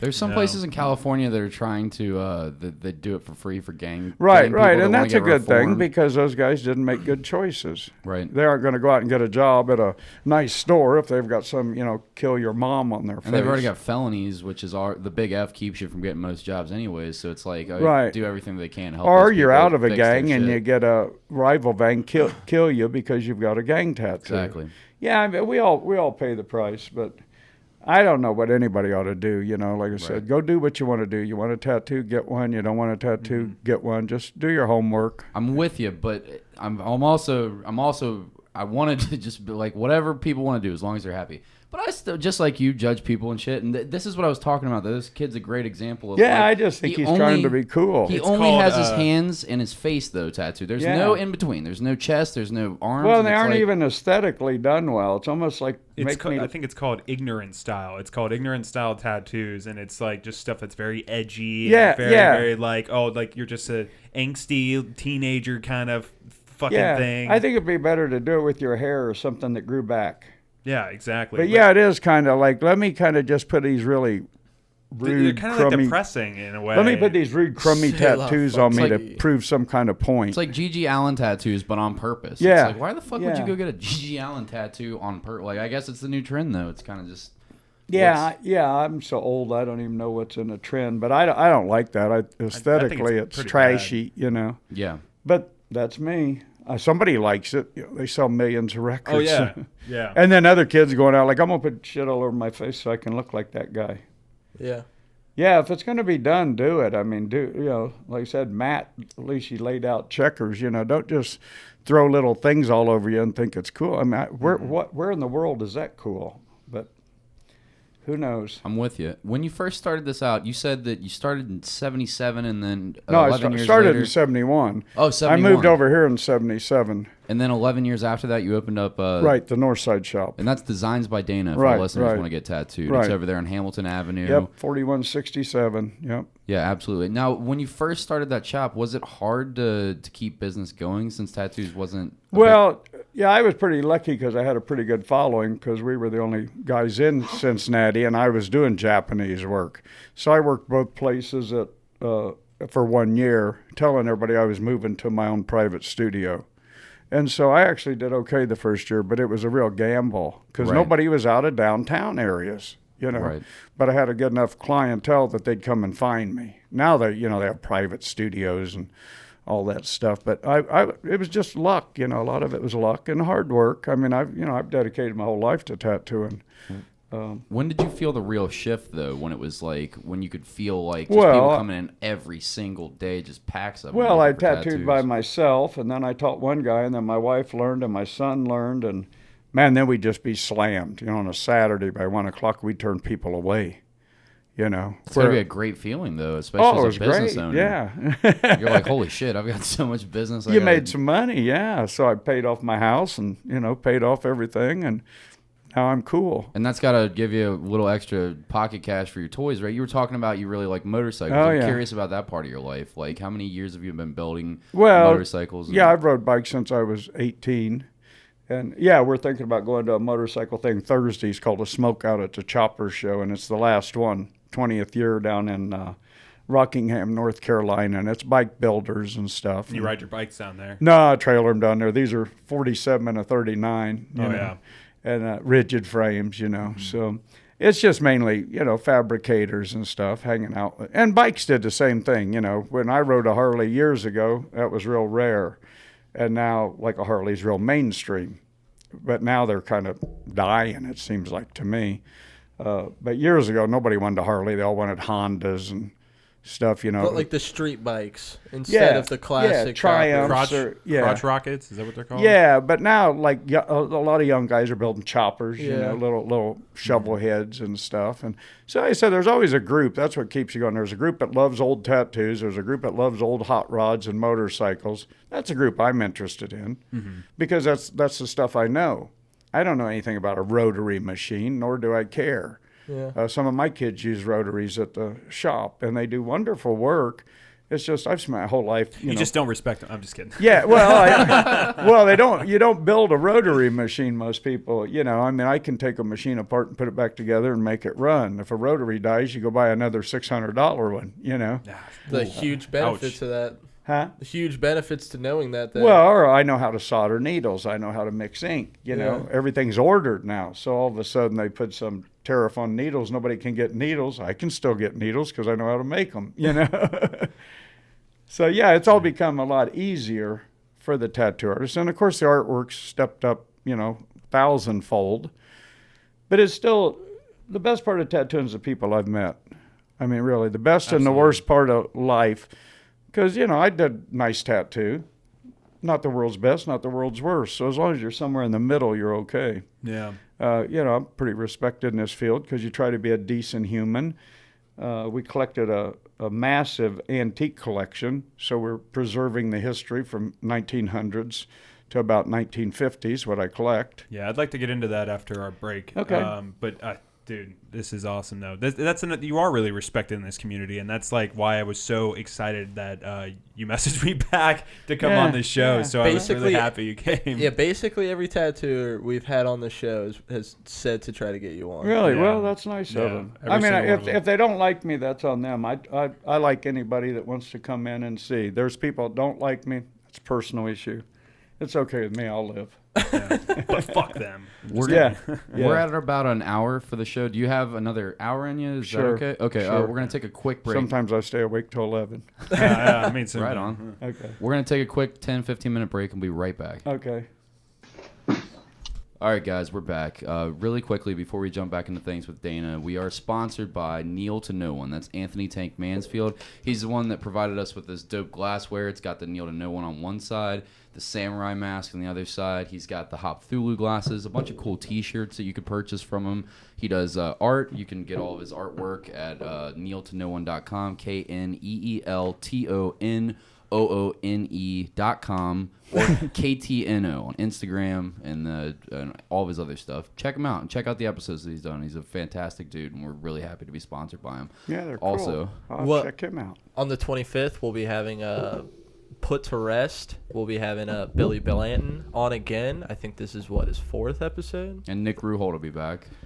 Maybe it might be Ryan. Ryan, yeah. And check out their merch. Patrick's got some shirts. I was just given 2 shirts by Billy. They're excellent quality. I'm wearing long sleeves right now. It was pretty warm out earlier, and it was very breathable. I work with Nick, and a lot of people at work actually purchase his merch and wear it there, and it's solid quality stuff. He's got hoodies. I love his quality shirts. It's Yes. fantastic. Everything from, like, if you're like me, you only wear black T-shirts and shit like that. He's got those, or if you're more like Pat or Luke, he's got pink like hoodies and shit like that with really cool graphics and designs on them. that with the Old English design. They make good music. Yeah, and that's amazing music. That's actually done by one of the tattoo artists I was talking about earlier, Brendan Hanley, the one who did the flower here. Very, very awesome original artwork that they got on their shirts. Super cool shirt. I can definitely vouch. Cool. And by the time this episode comes out, they'll have had a music video drop. So go check them out on YouTube. Hell yeah. Absolutely. All right. Heavy. Let's jump back into things with Dana. Before we got back on the mics, you guys were introducing us all to Robert Williams paintings and breaking down how he was like the founder of Juxtapose and how your son had some tattoos by him, stuff like that. He did a set of Tattoo Flash actually 2 years ago. Yeah, you're very knowledgeable on like the history of art in general and all this stuff. And does that what led you into this antique collection sort of thing? Is like, was art the doorway into? Well, when I started collecting antique tattoo stuff, a lot of it was gifts from old guys. So I wrote for 4 or 5 years for Skin and Ink magazine on how I acquired a piece, and of course then you run out of pieces. So it was really hard to get vintage tattoo stuff like the. Well, all those are real. That's just crap in my house. But like that's Red Gibbons sheet up right there on the right. His wife was the most famous tattooed lady in the world, Artoria Gibbons. And I saw her in the late 70s at the Carthage Fair. She was in her 80s. Wow. And I know her daughter. Her daughter's now about 83 or 84. But Red Gibbons was like one of the best artists of his time back then, and I was lucky enough to get that sheet. I own that sheet, you know. That's incredible. really beautiful. Yeah, and it's folk art, but he was so far ahead composition-wise and stuff that, you know, it's amazing. His wife had really beautiful tattoos instead of a hodgepodge. And some of that stuff's World War I. Is this all your collectibles here? Yeah, that's These just crap crazy. laying in my kitchen. Those are milagros from different countries that I traveled to, and chicken feet or turkey feet. So I just post weird shit. Those are needles, tattoo needles. Used to order and solder them together. What's the weirdest thing you got collected? What would you say is one of the strangest things? You got some shrunken heads in the garage or something like that? Dot used to collect a lot, or she still does, a lot of Victorian hair jewelry, mourning jewelry. They actually braid hair into little wreaths. Like we have big 3 foot by I've seen that wreaths, actually at the zoo, and like that's crazy that was a thing. Yeah, they sat around. They made watch fobs and bracelets. There's some of my new flash right there, the white sheets. So they're all antique designs, but I'm doing them in a real collage style. And so I'm wanting to tattoo something similar to that, except a big central image and then small images around it with that black etching appeal. But they're all stolen. But I like they're the eye patch guy with the knife in his mouth. The what? Up in the top left corner. Oh, yeah, That's like nice. a pirate. Yeah. Yeah, I'm doing that for, there's a show in Germany in November, a guy named Christian Varlick that tattooed during World War II, and that's all his stuff, and I'm going to give it to the guy that's putting the show on. Okay. They're having a retrospect out of the Hamburg Museum on his work. He tattooed during the Nazi era, so I don't know if he was a Nazi or what, but nobody else was tattooing. Like in Germany, he was tattooing during during the Nazi era. Wow. That's got to be something the Nazis Interesting. frowned Yeah, upon. he did a lot of the SS guys and all. Like I said, he Oh, could have okay. possibly been hooked in. I don't know, but he was a really good artist. And there's these really big books of his that aren't on display to the public. So in November they're having a big show in Germany on his stuff. Wow. That's and so fucking crazy. I've been invited to it, so I did that piece just to give it to the Uh-huh. founder of the show. Yeah, there's one of my pieces. That's Annie Oakley I just did. See, I did it kind of like an etching. That is great. Just a lot of black and attention. She's not real pretty because it's Annie Oakley, but Square jawed. yeah. But I've done. That's a little logo I just did. There's going to be a meeting in Winston-Salem, North Carolina. Dot yeah, and October 12th, and it'll be the first meeting of tattoo history collectors, and I've been invited. So I did that little logo for them. It's going to be This one right here? the skull, yeah, and they're going to make little enameled pins, and it's called the Tattoo Historical Society. That's cool. And Chuck Eldridge owns Tattoo Archives in Winston-Salem. He's like an authority on tattooing. And him and his wife, Harriet, are putting on this show, and it's a few dozen collectors coming to show or sell their wares, and then a bunch of people coming just to talk about history. So it ought to really be cool. It's nobody's tattooing.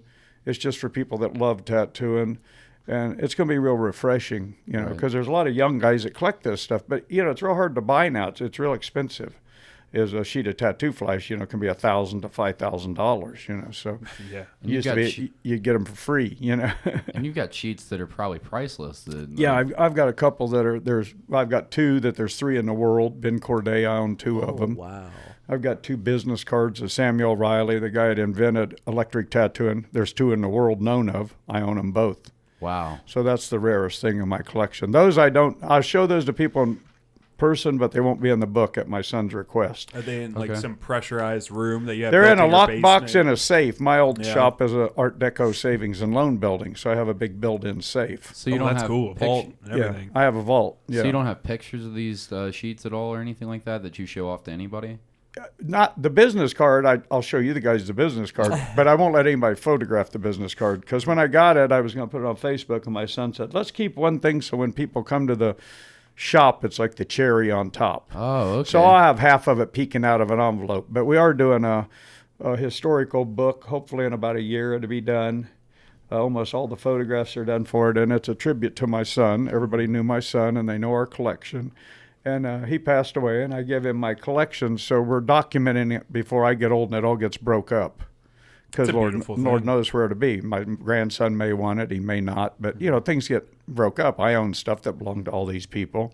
But we've acquired a really good collection of tattoo memorabilia. And instead of giving it to the so museum, cool. you can make sure it goes to all the people that really want Yeah, it. if there was a world-class tattoo museum, which there isn't, and there's been a few, but they always fail because how's it going to support itself? It's usually in someone's shop.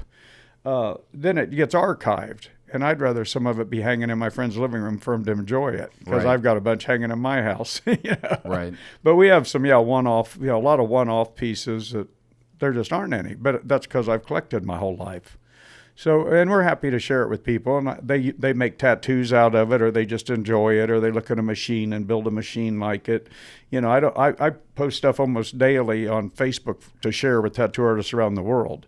I don't hoard my stuff because I didn't draw it, and as long as they don't plagiarize it and sell the sheet, I'm cool with it. You can use it for a painting, a tattoo, whatever you want. That's what it's about, keeping the history alive. Yeah, that's awesome. Yeah. There's people out there that collect the actual, like, let's say someone had to go passed away. What they'll do is they'll take the skin from the person that has a tattoo and they'll have it framed. Do you have any of that? No, the Tokyo Medical Museum, the doctors used to have full, see, I've got like those canvases. That's probably 1930 behind me. This one right here? Yeah, that's in my storage building. And that's a car of mine. And this is a sheet of all the flags. This is in my shop. That's a 1928 travel kit up on the top. Like for medical supplies and stuff? No, for tattooing. Like at a fair. To avoid mistakes, please pay in advance. Yeah, that was from a guy named Jack Armstrong, a real old guy that passed away. But our whole shop is full of memorabilia. But I've got a Sailor Jerry sheet that hangs right to the right of that. You can't see. Those are dots. She collects, everything. Antique Valentines.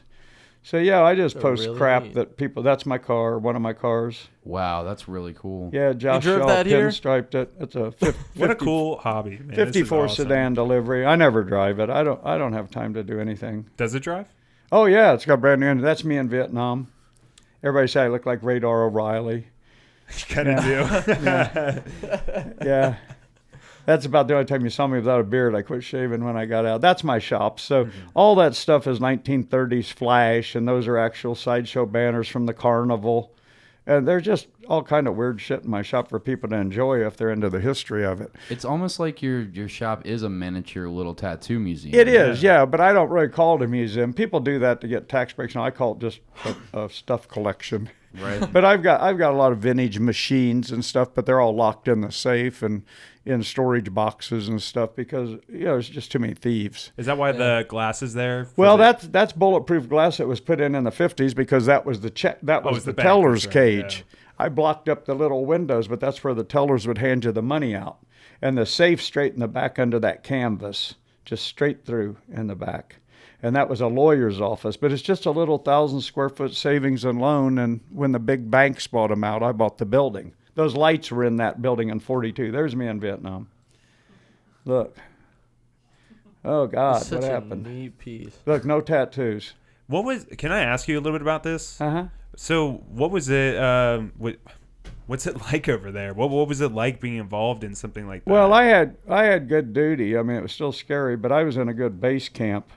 That's a medical battalion, right? I was in an artillery unit, and that's a medical battalion for guys that went nuts in Vietnam, that had mental breakdowns. Yeah. What happens in those situations if someone has a mental breakdown? They'd bring them in, and the captains and majors and all were psychiatrists, and they put them in a hospital. Like they would just like tackle them or something, or just well, they bring them in handcuffs sometimes because they try to shoot the sergeant. Mental breakdowns. My God. And so we were back at a base camp. We were in a pretty secure area. We get rocketed all the time, the compound, or you get shot at on guard duty or convoy, but that's scary. Nothing like a grunt, you know. Was it something that affected you for the rest of your life as far as like PTSD goes? Well, I had panic attacks for 40 years when I come back. Oh, yeah. So I always said, well, I had good duty, but you know, you're still scared of getting killed. Probably if you were an infantry man, you'd just be crazy. I mean, you know, you just see this D-Day stuff and all that. How are you going to go attack, you know, the beach and all your friends get blown up and then come back and work at Sears? Yeah. I mean, they used to say they were shell-shocked or they were alcoholics. Now they realize the mind can't deal with that. You can't see your buddies all get killed and then come back and work for minimum wage. Yeah. You know, we aren't geared to be those kind of people. Right. So, yeah, I don't want to do it again. I don't blame you. But my respects to all the guys that did it, and my respects to all the people that said no. Yeah. Yeah. Because I'd probably say no now. If they're attacking Northside, I'd do it. But for politics or oil or something, you know, maybe a little dishonor before death. Mm-hmm. You know, I'm not going to run up a hill if I have 100% chance of getting killed over an oil well. Now, if it's over my family, I'd do it. I feel the same way. I could never be drafted. I'll do the jail time. Yeah, see, I joined because I was drafting everybody, and I wanted to get it over with. And they could call me a pussy all they want. I don't care. I totally respected Muhammad Ali and all for his choice. I was young and stupid. I didn't know. I don't dislike any Vietnamese. What the hell do I care if somebody's a communist or whatever? It's like not your battle. It's That's some just like political some bullshit over money. You know, or over somebody's, like what we're going through now. It's over some ego. It's a rich guy's football game. Well, if they want to go to war, let them go and fight each other. You know, let Trump go wrestle, you know, the guy in Korea. That's how war should be settled. That's just what it the should be. leader of Match. each country, 1v1, you lose. It should be. Or a computer match. Yeah. You know, because you know, you got 58,000 guys dead in Vietnam that might have went on and cured cancer. Yeah.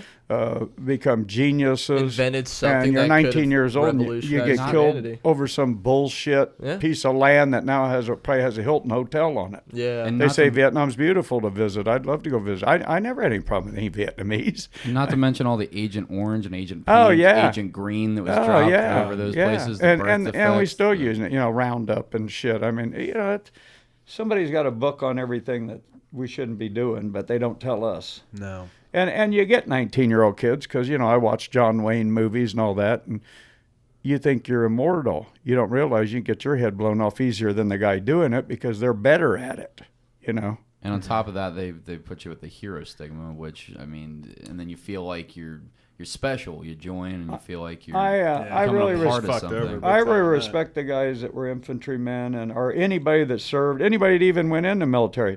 But I also respect everybody's right for saying no, because right now I'd be the guy that says no unless it was a threat to our homeland or something. Right. But this in theory bullshit, you know. Yeah. I mean, now we're screwed. There's terrorists everywhere. It isn't going to matter. You might as well just worry about your house. It's just we all don't about have a mass war. panic, even with all the local shootings and all that shit. That's horrifying. Yeah, it's hard enough to live in Cincinnati. You know, that's what, 8 people killed in 10 days. Yeah, you know? I heard about that. And then there was that shooting downtown. Yeah. It makes me scared to go to like Bunbury was recently. I'm like, I'm surprised there's not a shooting there right now. Like, I'm legitimately surprised. Yeah, you don't want to think about it because you're afraid it'll happen. Yeah, I don't know what's going on, man. It must be what we're eating or something. Yeah. But, you know, when I was a kid, you didn't have guys going in schools shooting up all their fellow classmates and all that. Yeah. It's probably tattooing. I don't know. No, I don't know what it is. Well, let's turn around on a happy note. Today you brought your wonderful wife with you. That's right. We've been married 50 years. 50 years. Yeah, I've known. Amazing. Now, did you happen to have any tattoos before you met him? No. No? Was he the first to tattoo you? She was there when I was learning to tattoo. Oh, okay. We were married. During the apprenticeship?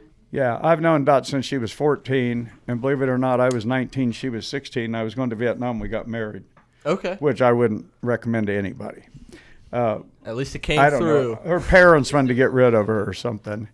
And then we had our son 5 years later. I mean, we didn't have to get married. I just knew her, and her parents knew me, and I was going to Vietnam, and I don't know. It's like It felt right to you. some crap out of a movie. but it worked out good. Yeah. I mean, of course we fought like everybody else, but we had a wonderful son for 42 years, a great grandson. We're still married. Our life kind of sucks right now because we lost our son, but we were blessed more than half our life. Mm-hmm. And she's a good woman, and don't tell her though. But yeah, I love her, and we've been together forever. And she rides motorcycles just like I do, and you both have your own motorcycles. Oh yeah. She's got a couple. Are they the same? Or are you guys match in the color? She's got an 02 Springer Softail, and I've got an 07, and then she's got a little 39 knuckle. And, we've been into bikes our whole. We grew together. A lot of people grow apart. Unfortunately, I think that's what happened to my son or his wife or something, but that's another story, and it's depressing. But I've had a wonderful life. I was blessed. Until this tragedy happened, I couldn't ask to have a better life. Mm-hmm. I used to say it'd be my appetite. I couldn't ask for a better life, only longer. Right. And now I could ask for it to end it better. Yeah. But a lot of tragedy in the world, Yeah, there really is. Yeah, it put you in tune again with not judging a book by its cover, but having compassion for people. Yeah. Yeah. It really shows. Yeah. It really shows between the both of you. Yeah. I mean, you're both very loved by the community. Like everyone that I know, almost half of everyone I know knows who you are. Yeah. And they have nothing but good things to say about you. Well, I think the whole if you can family. leave that, I think you did a life well lived. Yeah, absolutely. My son was the same way. Everybody loved him. They show their respect by doing the big walls out at Annie's and stuff. Those were all for my son. They had a big tribute. His friends post on Instagram thousands of pictures for him. And so even though his life was cut short, if you leave with that kind of legacy, I think you did a good job. Yeah. That's all I hope. It's like he was an okay guy, Yeah. Yeah, I hear you.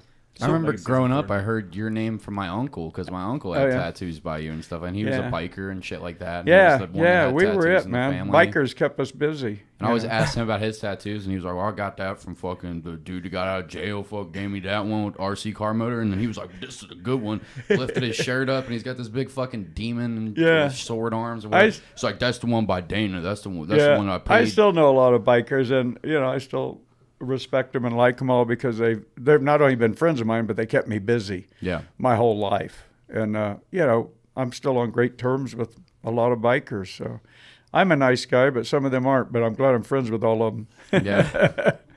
They're all good guys to me. Right. And you earn people's respect by being decent, I think. Yeah, absolutely. Also, who wants to be get on the bad terms of their tattoo artists? Yeah, or with the bikers. Yeah, Whoops, drew a dick there.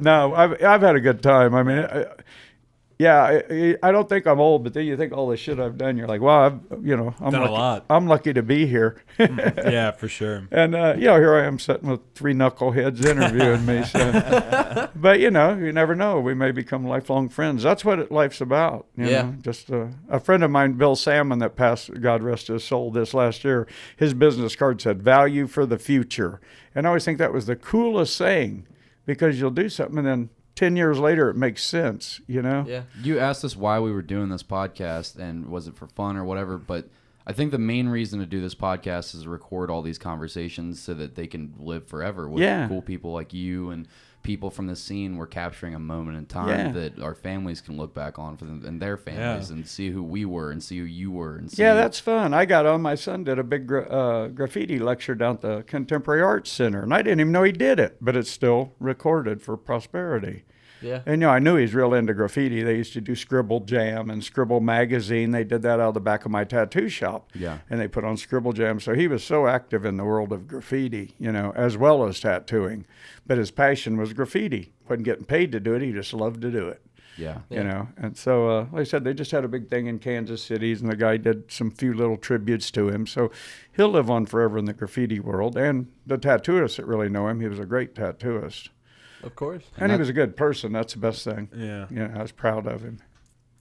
Graffiti's a crazy art form. Oh, it's great. It's expensive. Real graffiti, not tagging, but Yeah. really doing walls. It's like, abstract expressionists. I mean, it's really cool. We had a guy on our podcast. His name is Danny Babcock. Have Oh, you I ever know heard of Danny him? Babcock. Yeah, he Yeah. is a phenomenal artist Yeah. as well. Yeah. He Does came- a lot of graffiti work. Yeah, he came in and yeah. He just did this thing, which I think is really cool. I got to find the full picture of it really Yeah, quickly. I saw him working on that. Yeah, he came in and gave me a little desk to paint. I give it to one of the guys that work for me for his kids. It's fantastic. Oh, stuff this He he does does. crazy work. It blows my mind. Yeah. I gotta see the full picture of that because it's like there's squirrels and airplanes that are dropping little acorns, Right. And then the other thing is another airplane flying by that looks like an old German airplane, and it's got a bulldog in there, and they're dropping bones. Yeah, He's got- there's a friend of ours that works in Kansas City and does all the graffiti for children's hospitals named Scribe, Donald Ross. yeah. And he does kids' books and stuff. And, man, he does the best characters. Yeah, you can just put in Scribe or Donald Ross. And he goes by Scribe. And, man, he's just like blow you away with characters and stuff. And they all know each other.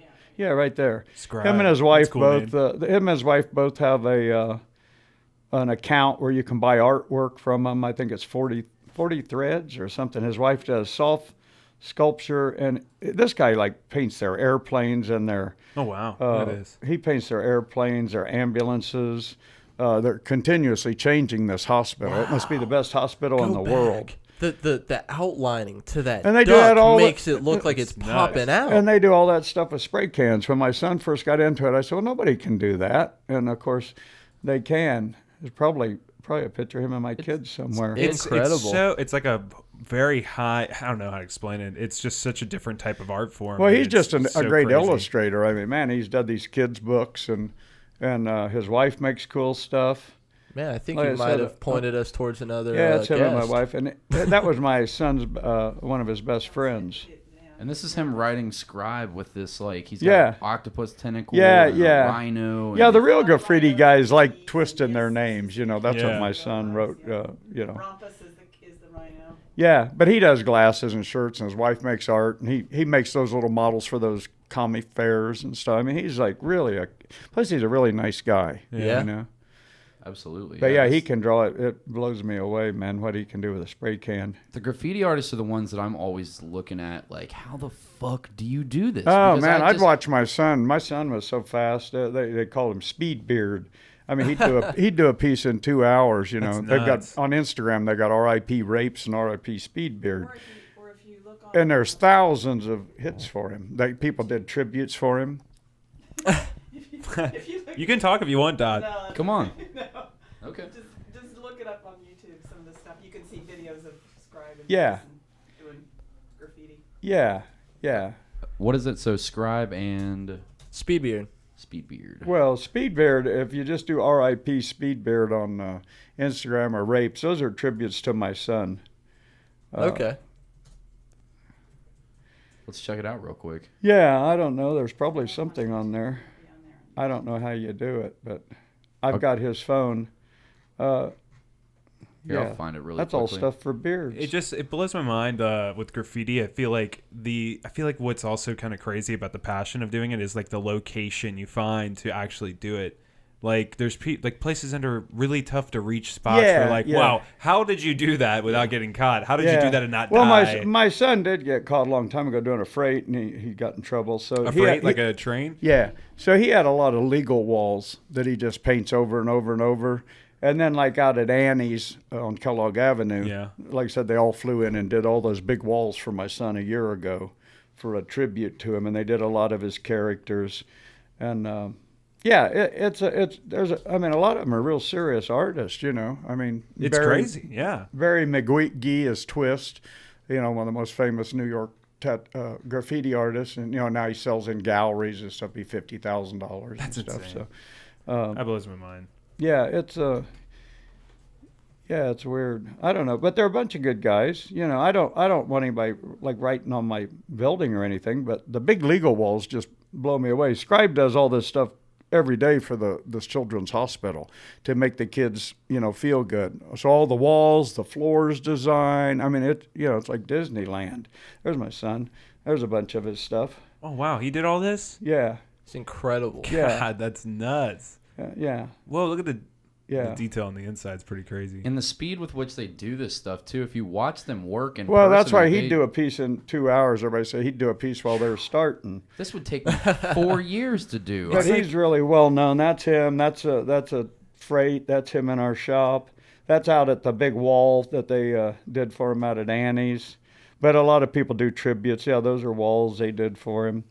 But yeah, he loved it. That's a big French bulldog somebody did. He had a French bulldog. I wonder how like the designs on like just how they do the word itself, because the actual style of the text is so trippy sometimes. Like I'm like, how do you not lose yourself while doing this? It's it. I said, how many ways can you twist your name? But he could do it a million ways. I mean, they just sit with their sketchbooks and keep twisting the letters, you know. And I've fucked around with it a little. See, he bit. wrote rapes. Is what he wrote, and people would get offended, but that's the rape to like pillage the countryside. Yeah, you know. But then people would give him shit for that because they don't, they don't know. They where just he was don't know what it coming is. from. Yeah, they don't So understand. Speedbeard's just what the other guys would kind of call him. He didn't write Speedbeard. He wrote rapes. okay. Can So- you find any of this stuff Yeah, still around Cincinnati? there's one of my kids' paintings. That's one of Scribe's paintings. That's a Where is painting. it? That's Where's a it, Doc? painting Scribe did for my son. Dot said off the mic. Here, talking to the mic real quick, because that way they can get it recorded. A lot of the alleyways in north side behind the buildings off of Hamilton Avenue, there's all kinds of graffiti. Yeah, Jason behind the had Blue Jay permission restaurant. to paint the walls. He didn't do Okay. it Yeah. legally. He had permission. So there's a lot of it right there in north side. Yeah, There's a big wall in Brighton that has a memorial to him. and still out And at Annie's on there's- Kellogg Avenue. if anybody The whole wants to go back out of the to building Annie's and on all the Kellogg walls Avenue, were there's a done. huge production. Like 40 people came last year to do the Yeah. That's memorial crazy. for- Yeah, That's well- so all cool. over the country. Well, he was real active in it. He did Scribble magazine with Nick out of the back of my tattoo shop. It was one of the first little graffiti magazines they sell in New York and all, kind of like you guys are doing. And then they do Scribble Jam where all the graffiti artists would come from all over, and then disc jockeys would come. They did that. So, that's just where it all started. Yeah, there's like alleys and He's a really phenomenal artist. there's some of his characters.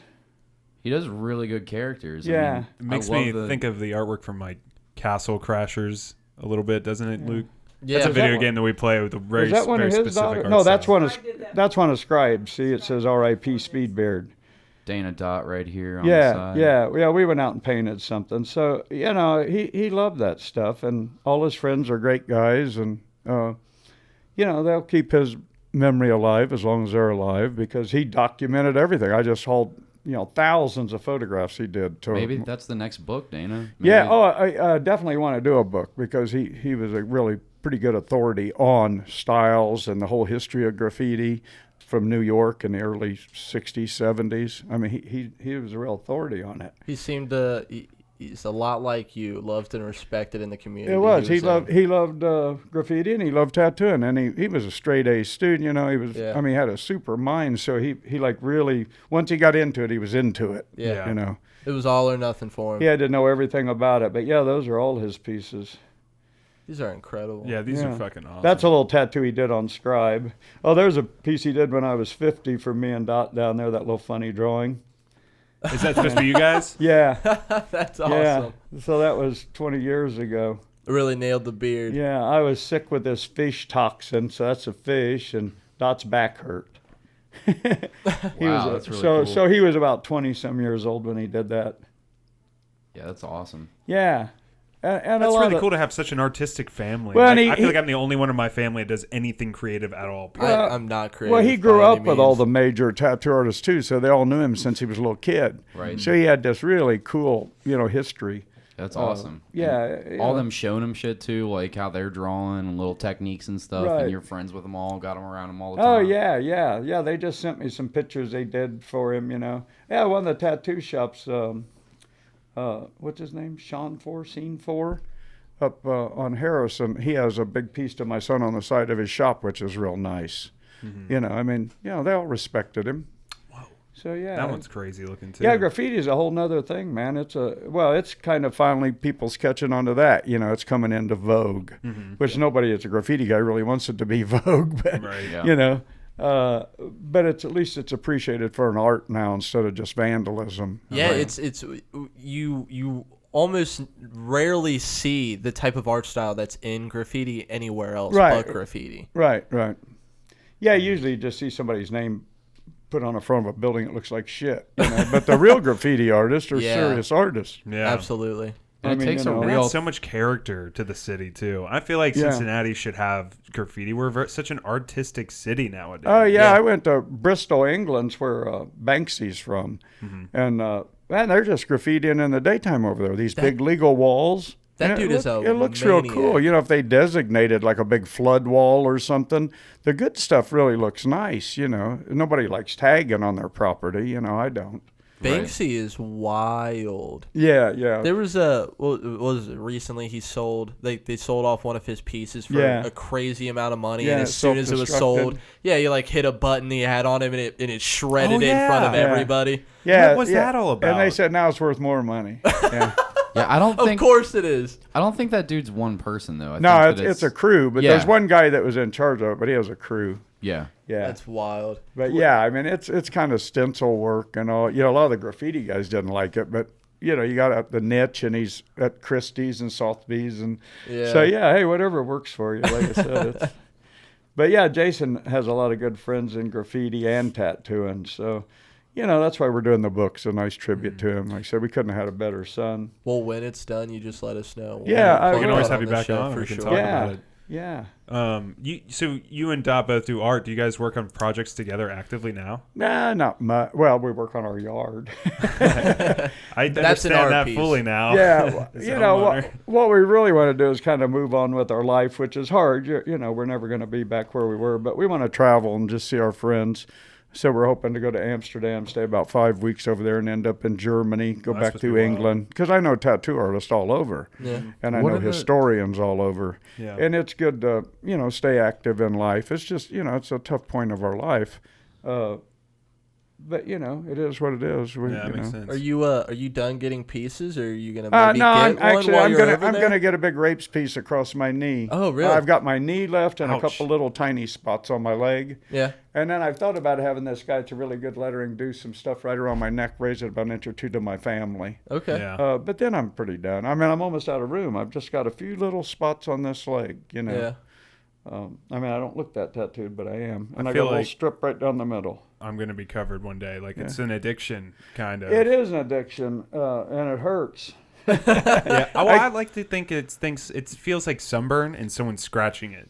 I feel like that's the best way of scratching it with a chainsaw. Yeah. Some parts feel like a knife, though. Yeah. Well, that's what I said. I've got all the easy spots tattooed, like my arms. It's always been very therapeutic to me, because the people that I've been tattooed by I've always had a personal relationship prior, so I can talk to them about stuff while it's happening. And then you obviously have that pain that's constantly going during the piece. But if it gets so you're living that, you're talking about it while you're experiencing actual physical pain. By the time it's all done, you've already vented, the pain is done, and you have this beautiful piece to look at. You just feel so much better after. I think the process is very important. I go to those conventions. Guy's got on headphones and a mask, and he's not interacting, and he's doing his art. Yeah. But that's not tattooing. Tattooing's interacting. You give them something, you get something from them in return. Yeah. And you grow as a human, as far as I'm concerned. Yeah. But some people's too cool. No, I totally agree. If I were to sit there and have a piece done for 2, 3, 4, or 5 hours, and the guy's not talking to me at all, he's talking to someone else, or like you said, headphones. Yeah, it's going to be very torturous. Yeah, it's going to be kind of insulting too. Guys taking a couple $100 out an hour or something. You don't know what you went through. Like, I need this tattoo therapy. I'm going through a fucking rough time. You know what? I want some fucking artwork. Well, and that is tattooing. People do go through rough times, and you tattoo them, and you talk about it, and they go through happy times, and you tattoo it, and you talk about them. So it does help you as a human. So those guys that have their headphones on are missing a whole lot of what they could be getting for free. They're not humans. I feel like they're not being human. Well, they're so. They're human, but I'm just saying, like, they're just they're more concerned with their career at this moment and their ego. Yeah, they'll probably learn. I learned, So I didn't care nothing about that old stuff. I always liked the people I was tattooing. It's a great profession if you run off the head like I do. You get a captive audience. Yeah. But I've certainly learned a lot from the people I tattoo. I mean, they form your life. and great directions. Especially, reoccurring clients that come by. Right. Well, back. and like I said, you see birthdays and you see deaths and you see weddings and you see celebrations, and it makes you think all the time. It's good for you, you know. I don't know. It's just my point on it. Like I said, hell. Well, I mean, that's totally how it should be. That's exactly. I think it's the way it should the most be, realistic view I've ever heard of any artist I've had on the show. You're the most real out of all of them about what you do. Well, I always say there's more to tattooing than little pretty pictures. I always laugh and go, little skin pictures, because that's what we're doing. A guy's going to pick this little picture he's going to wear forever. It's kind of silly in a way, but then again, why not do it? And because everybody will have their reason for getting it, you know, which I don't need to know. Like I said, people say, you ever do a swastika? I go, well, sure, but is that guy a Nazi, or is he doing a memorial piece for his Jewish grandparents that were killed by the Nazis? Yeah. You got to know where somebody's coming from to judge them. So I keep getting a reality check all the time when I think something and I'm wrong. It's good to be wrong all the time, because you can grow a little bit. Yeah.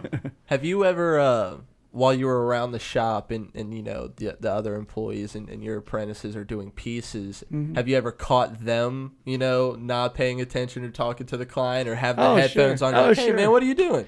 Yeah, well, they don't work in my shop with headphones on. I had one guy, and he went away. He was more interested in the fame. Okay. So you're the famous tattoo artist. Who gives a shit? You know, it's like you didn't cure cancer. Yeah. You're a good artist. Well, if you're a real good artist, you should be in the Louvre or something. You know what I mean? You're a good plagiarist or an illustrator. You just have to keep your life in check. Yeah. You know, don't get full of yourself. You know, it doesn't matter how good you are, because somebody's better. Yeah.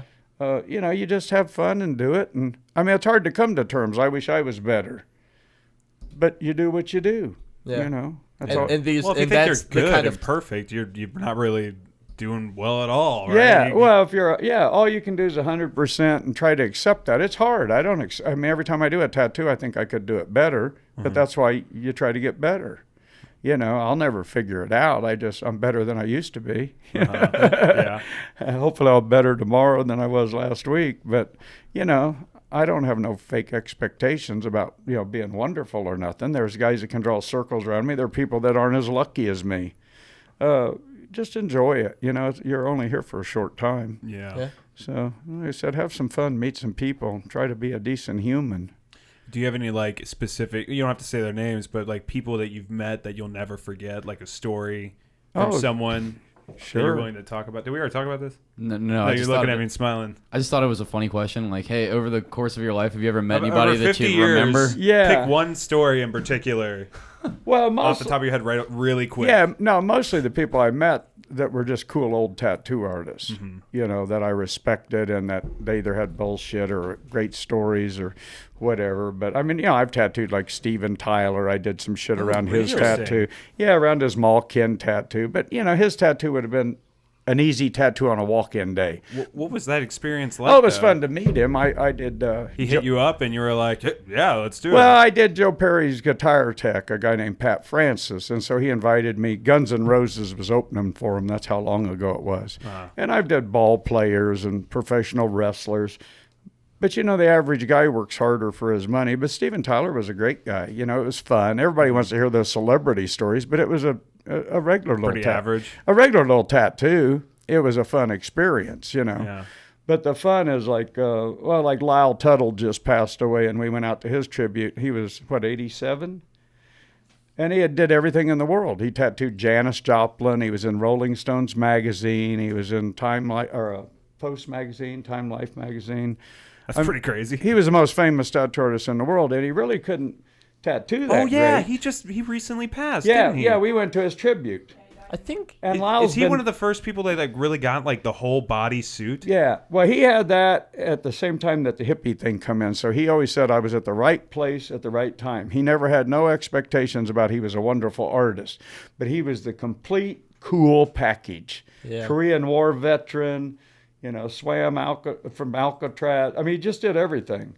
And so that's his house. We'd go out and visit Lyle, and there's plenty of people that could tattoo better than Lyle, but nobody was cooler than Lyle. I'm pretty sure He just James looks like a cool guy. He tattooed Crazy to me. He tattooed on all 7 continents. He was in his 80s and he went to Antarctica with a scientific expedition and tattooed his name on a girl. So he's the only guy to ever tattoo on every continent. Wow. He's just done everything. And he really What a wasn't life. he wasn't this great artist, but man, what a story. He Yeah. was just a cool cat. He had the right look, in the 60s he had shoulder length hair and big old pork chop sideburns.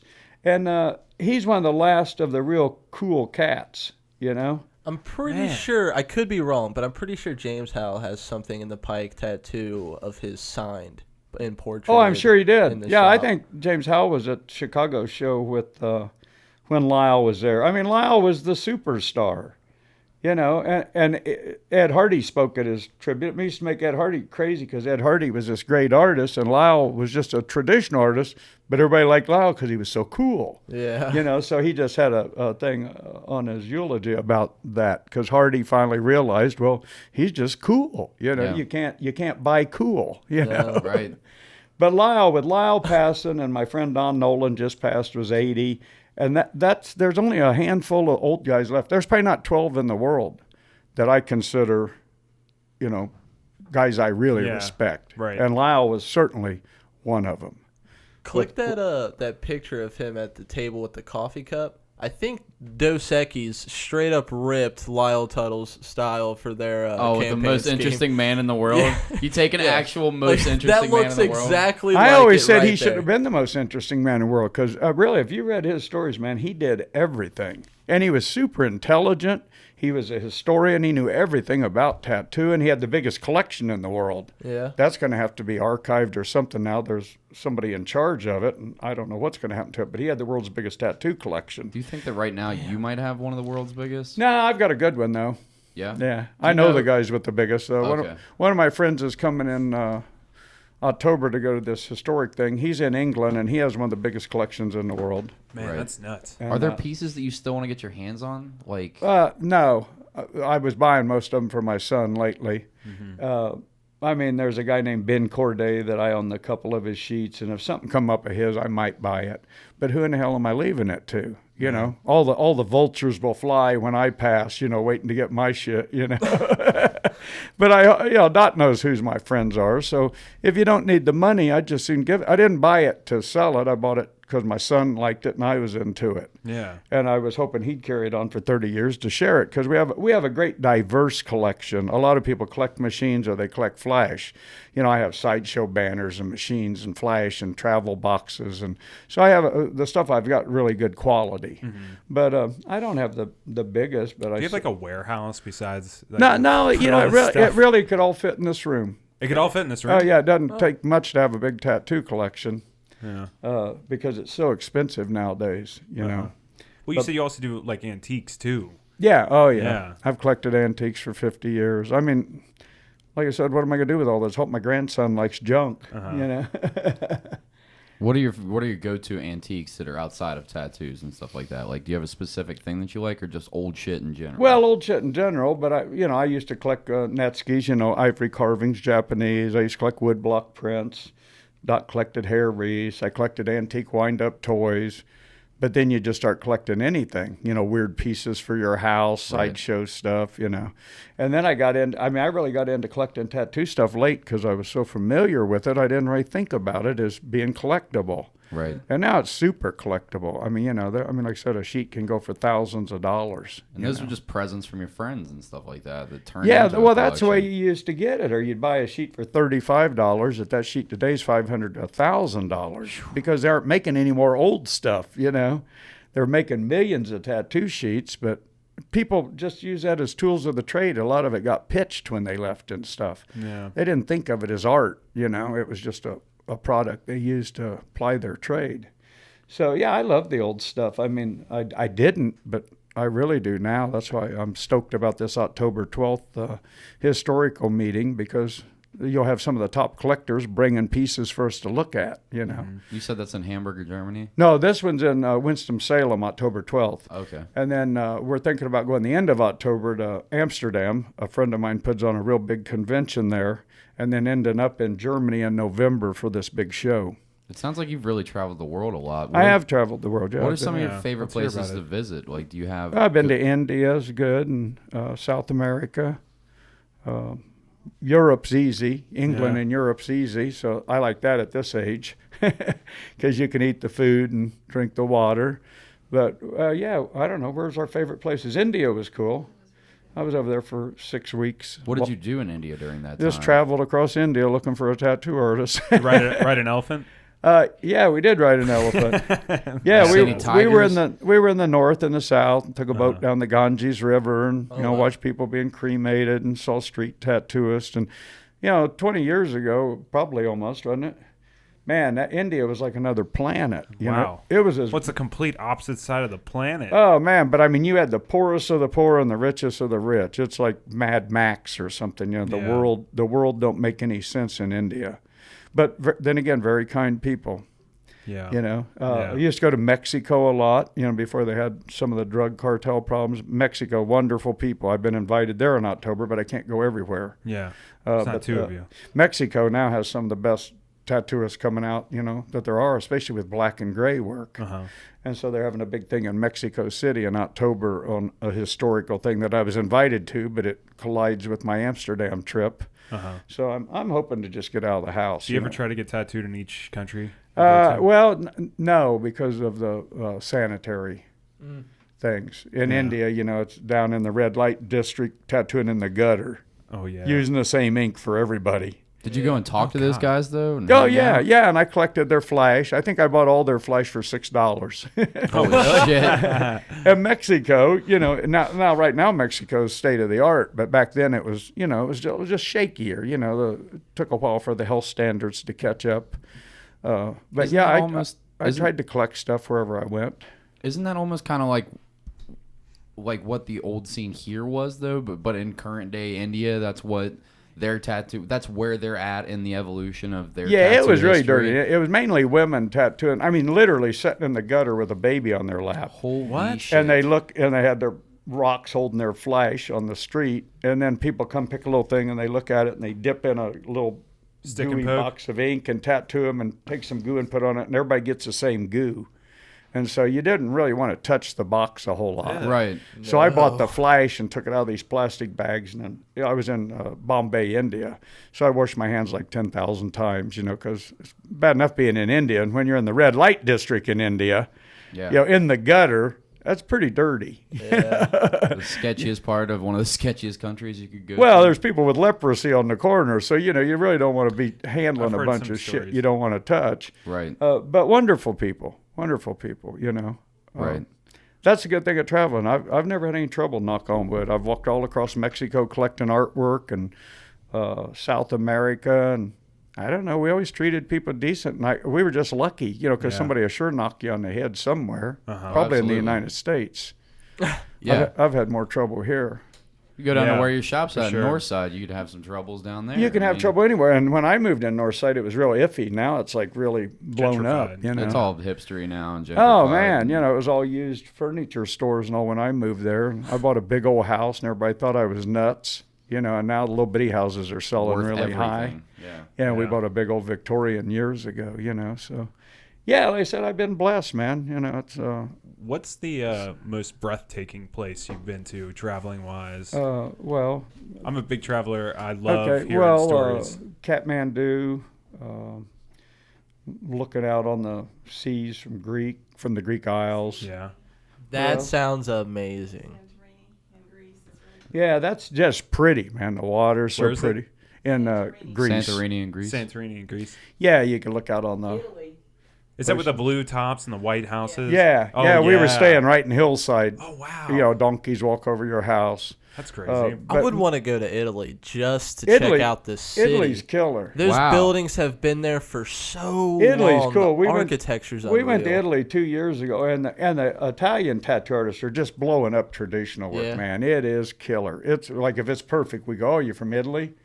I just tattooed a guy from Italy, and if I go over for 5 weeks, I'm gonna try to visit him. But man, they're doing like perfect traditional tattooing. That's crazy. It's amazing. But Italy's a really fun place to go because there's so much history, and the people are so Yeah. nice, and it's so beautiful. And it's really pretty economical. My grandpa was a flight engineer. He worked on the airplane like engines and stuff like that during the Korean War, right when the Air Force first was founded.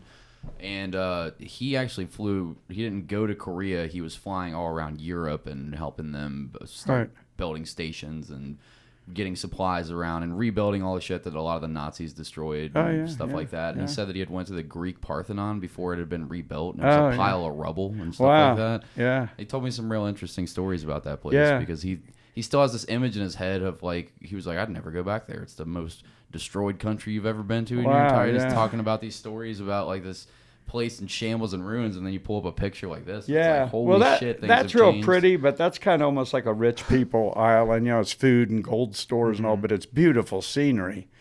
But I actually prefer more primitive places. You know, I mean, all right, did. That's just beautiful, but I mean, really, it's kind of high dollar on those islands. But like Machu Picchu, you know, you go up there and you're like, how in the hell did you You've been to Machu Picchu? Yeah.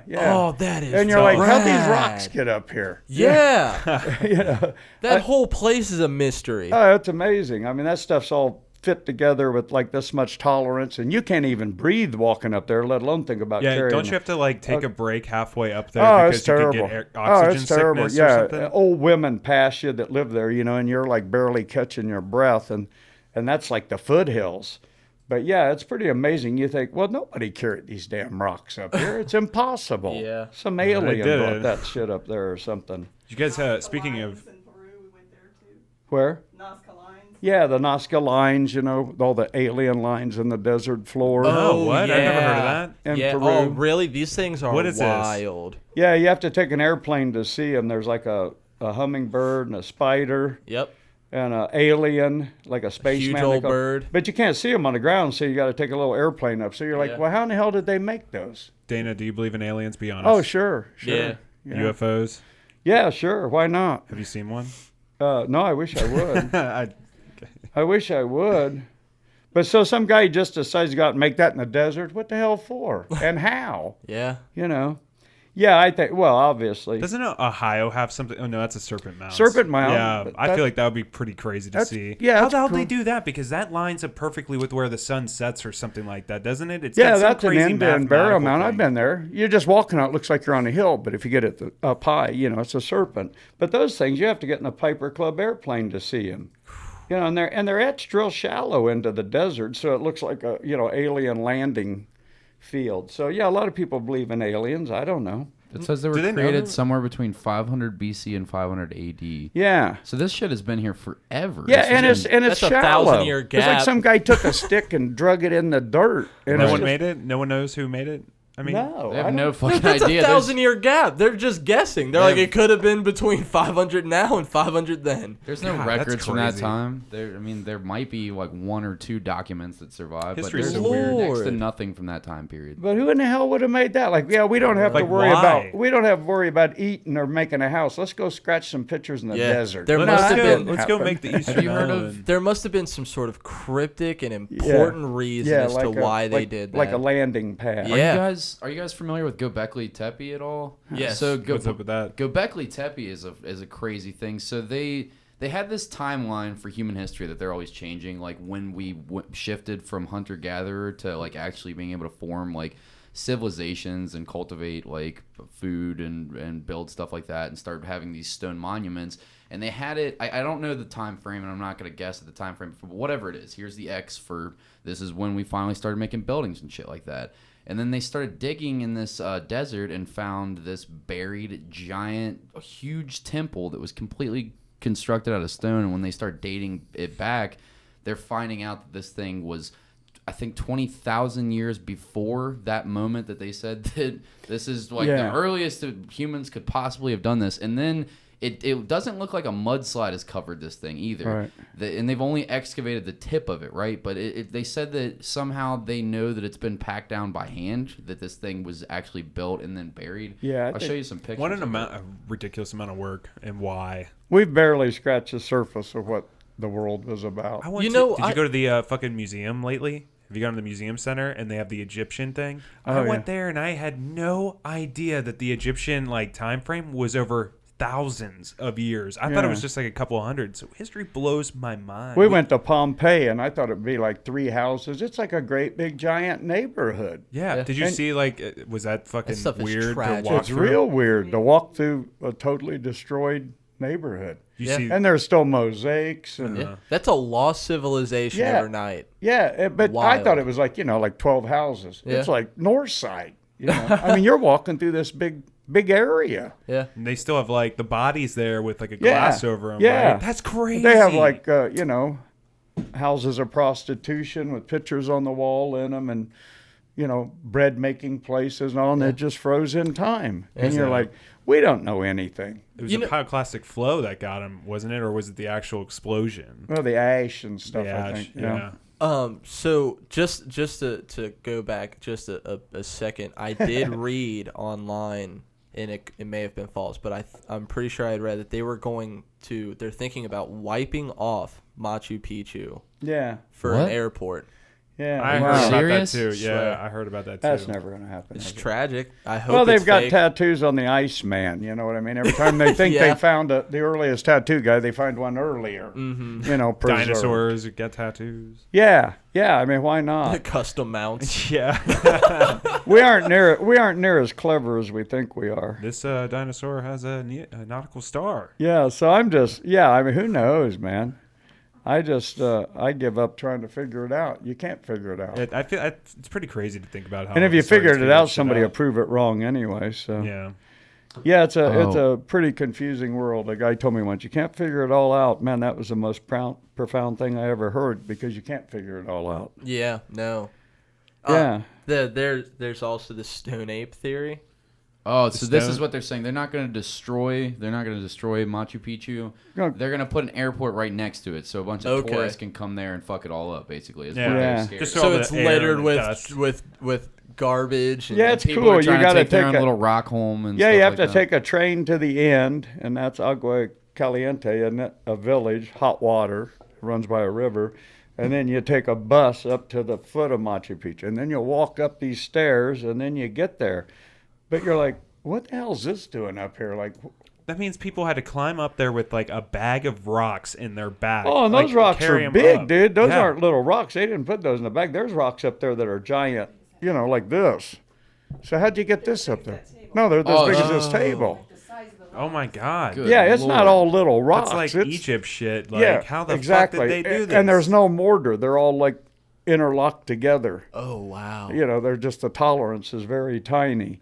That I guarantee. I mean, if this is all human, obviously made, I mean, it would take them years to Yeah. fucking make this work. There's probably one guy who went up there and was like, I'm gonna build something here. And See, then he was the- like, well, how do I get down? I'm gonna need to build some stairs. I mean, one Yeah. guy can do a lot, though. There was like some guy in India that there was like some village that they took him like 10 miles to go and get to the nearest hospital. So he Yeah. took 20 years of his life to chip through a fucking giant rock chasm or whatever to build a road to make it a mile less or something ridiculous. You think, why I'm don't the but- billionaires do that? We've got Trump Towers. Yeah. Well, come on, do Machu Picchu. I mean, if you got all the money in the world, do something that's the next wonder of the world. Yeah. Not some temporary bullshit thing. And these things are gonna. They already have, and they will continue to withstand the Man. Test of time and stuff like that, because they say that this might also be why we don't know why this is here, because we don't really understand what type of technology that they had, because after people were conquered and destroyed, their Right. books, everything that they wrote down, everything that they do is burned or lost, and people don't live there anymore, and Or they get rid mimicked. of all of it. Yeah, nobody And- knows for sure because there's no information. You weren't Right, there. so you lose all that information, and then we just assume that they're very primitive people, and Right. we Yeah, just it's think all- like, they were just this, and you They have no didn't idea have what they were. computers, so Yeah. of course they were dumb. You had no idea what they were capable of. Huh? Yeah, They it what? takes a little longer than a tattoo. Last longer than a tattoo. Yeah, Yeah. well, the Egyptians had glass bottles. No, I can't make a glass bottle today. So how can an Egyptian? They said you've got to realize you're just a little ant in this world compared to what's really going on. Oh yeah. And the only things have that are no left idea. over is really the stuff they make out of stone. So it's almost smart to build this stuff, because that's the only stuff that would be left of our Yeah. civilization is the the concrete, the stones, and stuff like yeah, that. maybe Everything a million years from now they'll be looking at Mount Rushmore, going, "Who are these guys?" Exactly. Like, and what is this? They had Could no you understanding. imagine that if we like just dug through the desert and found a mountain with faces Yeah. on it? Like, yeah. Well, that would fuck be did pretty they do wild. that? Yeah, exactly. Who are these guys? Well, Why did they do they that? are discovering new stuff every day. It's amazing. Yeah. You know, wish we could live longer so we could enjoy it all. But yeah, it's fun to go to those places because it just totally lets you know you're nothing in the world. You know. It's just crazy to like learn about all that stuff Yeah. and then actually going there and physically seeing it. Yeah. At one point, The be like, scope "Wow, of it. this is fucking real." Oh yeah, you go to the Taj Mahal or something. You're like, wow, this That is was just built wow. for his wife. Wow. Yeah, yeah, yeah. It's amazing. Yeah. You're like, how the hell do you build this? It seems impossible. It's an architectural miracle. Yeah. The Yeah. pyramid one is things like that's impossible to me. Those giant Aliens, 20 Patrick. 20-ton Aliens. boulders. Yeah, aliens. Yeah, I we're know. talking. Ancient We're talking aliens about made that seem real. somebody was convincing. probably tattooing in Machu Picchu. I mean, every God. culture's had tattooing. Oh, I'm sure. Yeah, If, absolutely. If the Iceman had it, then you know these guys were tattooing. Mm-hmm. You know, some type scarification or something. That's just it's some. There was weird, always, or like the neck, the rings on the neck. yeah, Or whatever. Yeah, like from that. Burma or so. Yeah, there's always some kind of body modification. The giant lip gauges. Yeah, and, yeah, big bangy neck lips or rings. something. Yeah, yeah. Yeah, we're a nutty bunch of things, aren't we? Yeah, we do all kinds of weird stuff to our bodies. Somebody's probably watching us like an ant farm laughing. That's my fear. I mean, that's it. Well, yeah, we could just be the aquarium, you know, and Yeah. we're watching them. Somebody's watching us. We think we're so important. So's a goldfish. That's what our flat Earth friend Robert Reynolds told Yeah. us is probably going on. We're all in the Truman Show. Yeah. We had according a- to Robert. Well, yeah, we can't be all there is. Come on. No way. You know, Absolutely if this not. is it. It's improbable. I was thinking about that the other day. Maybe this is just the apprenticeship of life. Maybe the real life, this is just like we're in the infancy of our life, and then we go on. That'd be cool instead Yeah. of just being gone. Yeah. I've been thinking about that a lot, and it'd sure be cool if you knew it. The trouble Yeah. is, if you don't Yeah. know it, it's a moot point. But it'd be nice if you went, wow, that was bullshit on Earth. Now I'm in the next Now great. I'm in the big league. Now I'm really getting up there, and I get it. Yeah. Could be. Who knows? Yeah, I'll who let knows? you know if I come back. So. Please do. Haunt us. Visit Haunt us. the bastard sermon. yeah. I'll come back as a spirit, and you can interview me. The thing that always, I guess, comforted me about death was the energy idea that energy is never created or destroyed. So then Right. the energy that's powering your body is never going to be destroyed. Right. It's going to be passed on to I hope so. whatever eats the body and whatever. Yeah, I then hope eats it's out that there and in eats some that. dimension we don't understand. That'd be very Yeah. cool. It's all beyond me. You know, I've had so many doubts lately, you know, since our tragedy. I don't know what I believe, but I believe something. Yeah. It's better to be, I would say, like agnostic is the best way to That's put what it. my son was. you Yeah, know? my son was agnostic. You know, I've always been pretty spiritual, but you start questioning why things happen and all. So hopefully it'll all be answered somewhere. Yeah, absolutely. Because it's certainly not all for the best or, you know, Yeah. karma or bullshit like that. Just bad things happen to good people. You know? Yeah. Yeah. That's what happens every day. You know, Yeah. little kids sick and all that. So it's hard to believe in one thing, you Yeah. know.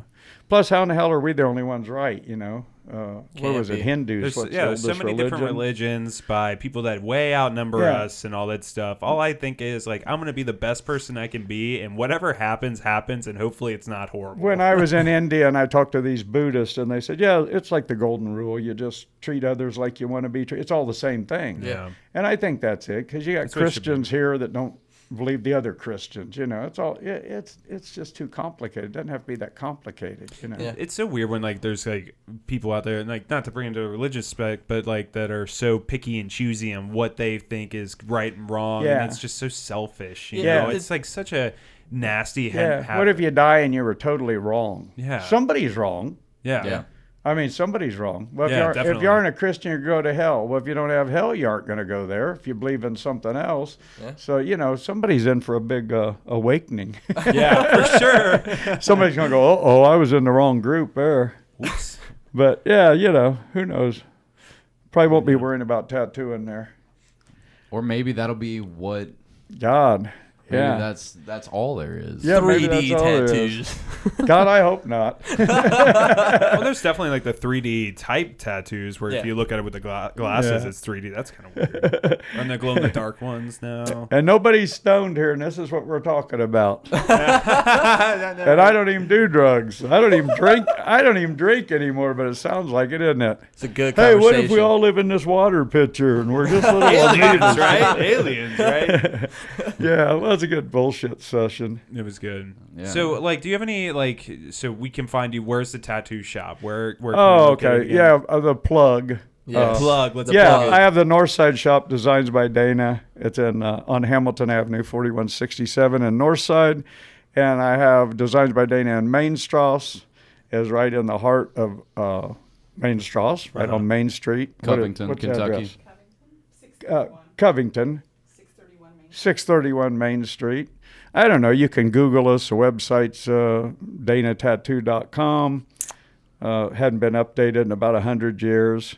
If you know somebody with a tattoo, just ask them. They probably know of us. I just ran into a guy Guarantee at the it. bar the other day. I was getting drunk and talking to some guy with a bunch of Yeah. tattoos and telling him about the podcast. Like, yeah, I'm having Dana on. He was like, Designs by Dana? I was like, fucking right here. And pulls his sleeve Yeah. up. Well, I've been fucking dead. tattoo right here by Dana. I've been dead for years and blind for years, none of which are true. I haven't retired. I took a break. I love tattooing. We appreciate our customers. There's lots of good shops in Cincinnati. There's more bad shops. So do your homework. I don't care where you get tattooed. Just make sure you're happy with it and make a connection with the person doing it. And I'd gladly, refer you to somebody if I know they're good, if we're busy, because we're busy enough. And if we're busy and they aren't, you just think about that. Yeah. That's why we're busy. But there's plenty of good shops around. I mean, we don't have any monopoly on quality, but we are a good shop and we run a real legitimate business. We'll be there long after I'm gone because I own the building, and we appreciate all the business and look forward to enjoying new customers. Well, I know just from this 2-hour conversation I've had with you, you've gained a customer for sure. Yeah, I definitely want to yeah. get some tattoo work Without by Dana. question. Well, you can certainly come in and just enjoy the history on the walls and all. You don't have course. to Well, get now that I know that it's Yeah. like kind of like a tattoo museum in there, Yeah. that like people should. I never knew that going in there. I was like, this people looks cool think, in well, here. if I go in there, I have to get a tattoo. We have people bring their kids in just to look around. I mean, it's Yeah. a really open, friendly place. All the artists are cool. There's no egos. We love tattooing. We're happy to help you. And if you want to go somewhere else, that's cool too. Just make sure you go a good place. Yeah.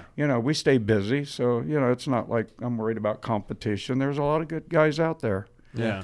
And just Very humble. Just seek them out. Well, seek them out. Well, if I was starving to death, I probably wouldn't be humble. But we're tattooing third generation and stuff, and we've been real lucky. Yeah. Right place at the right time. Bad parts. I'm 69, but Nice. hey, I'm not anywhere close to quitting. So Keep it up, man. That's Yeah, amazing. yeah. It was so awesome getting to know you, man. was Thanks for coming on. it was fantastic. nice talking coming to you, here. Dana, I'm it glad really this was. was a real place and not a serial killer's house. Yeah, that's what he was saying as he was walking Well, up. it was I'm kind like, of I just bought the deserted. place. Yeah, it It's was not a kind of serial- deserted looking, and I'm kind of like, man, is this one of those Craigslist murders or something? So, no, I look forward to hearing it. Maybe I can shoot some cool cats your way. That'd be awesome. Yeah, Yeah. we're always looking for new people, I know all kinds of especially people. creative people. Including anybody from your shop, if you Oh, would like cool, to have cool. them on. Yeah, I know all kinds anyone. of people, Yeah. musicians, artists, motorcycle guys. Bring them. We're down. Yeah. Like Judge Joe Brown. Yeah, well, I enjoy what you guys are doing. You have a real passion for it, and that's what life's about. Yeah, for sure, man. Thank you so much, Dana. Thank we you, really really. appreciate Yeah, you. thanks a lot, fellas. Check out his book when it comes out here in the next year. That's right. I'll Get a be tattoo. advertising it. I'm Yeah. on Facebook. Look Yeah. me up. Right on. Let's do it. All right, take it easy. See you next week, guys.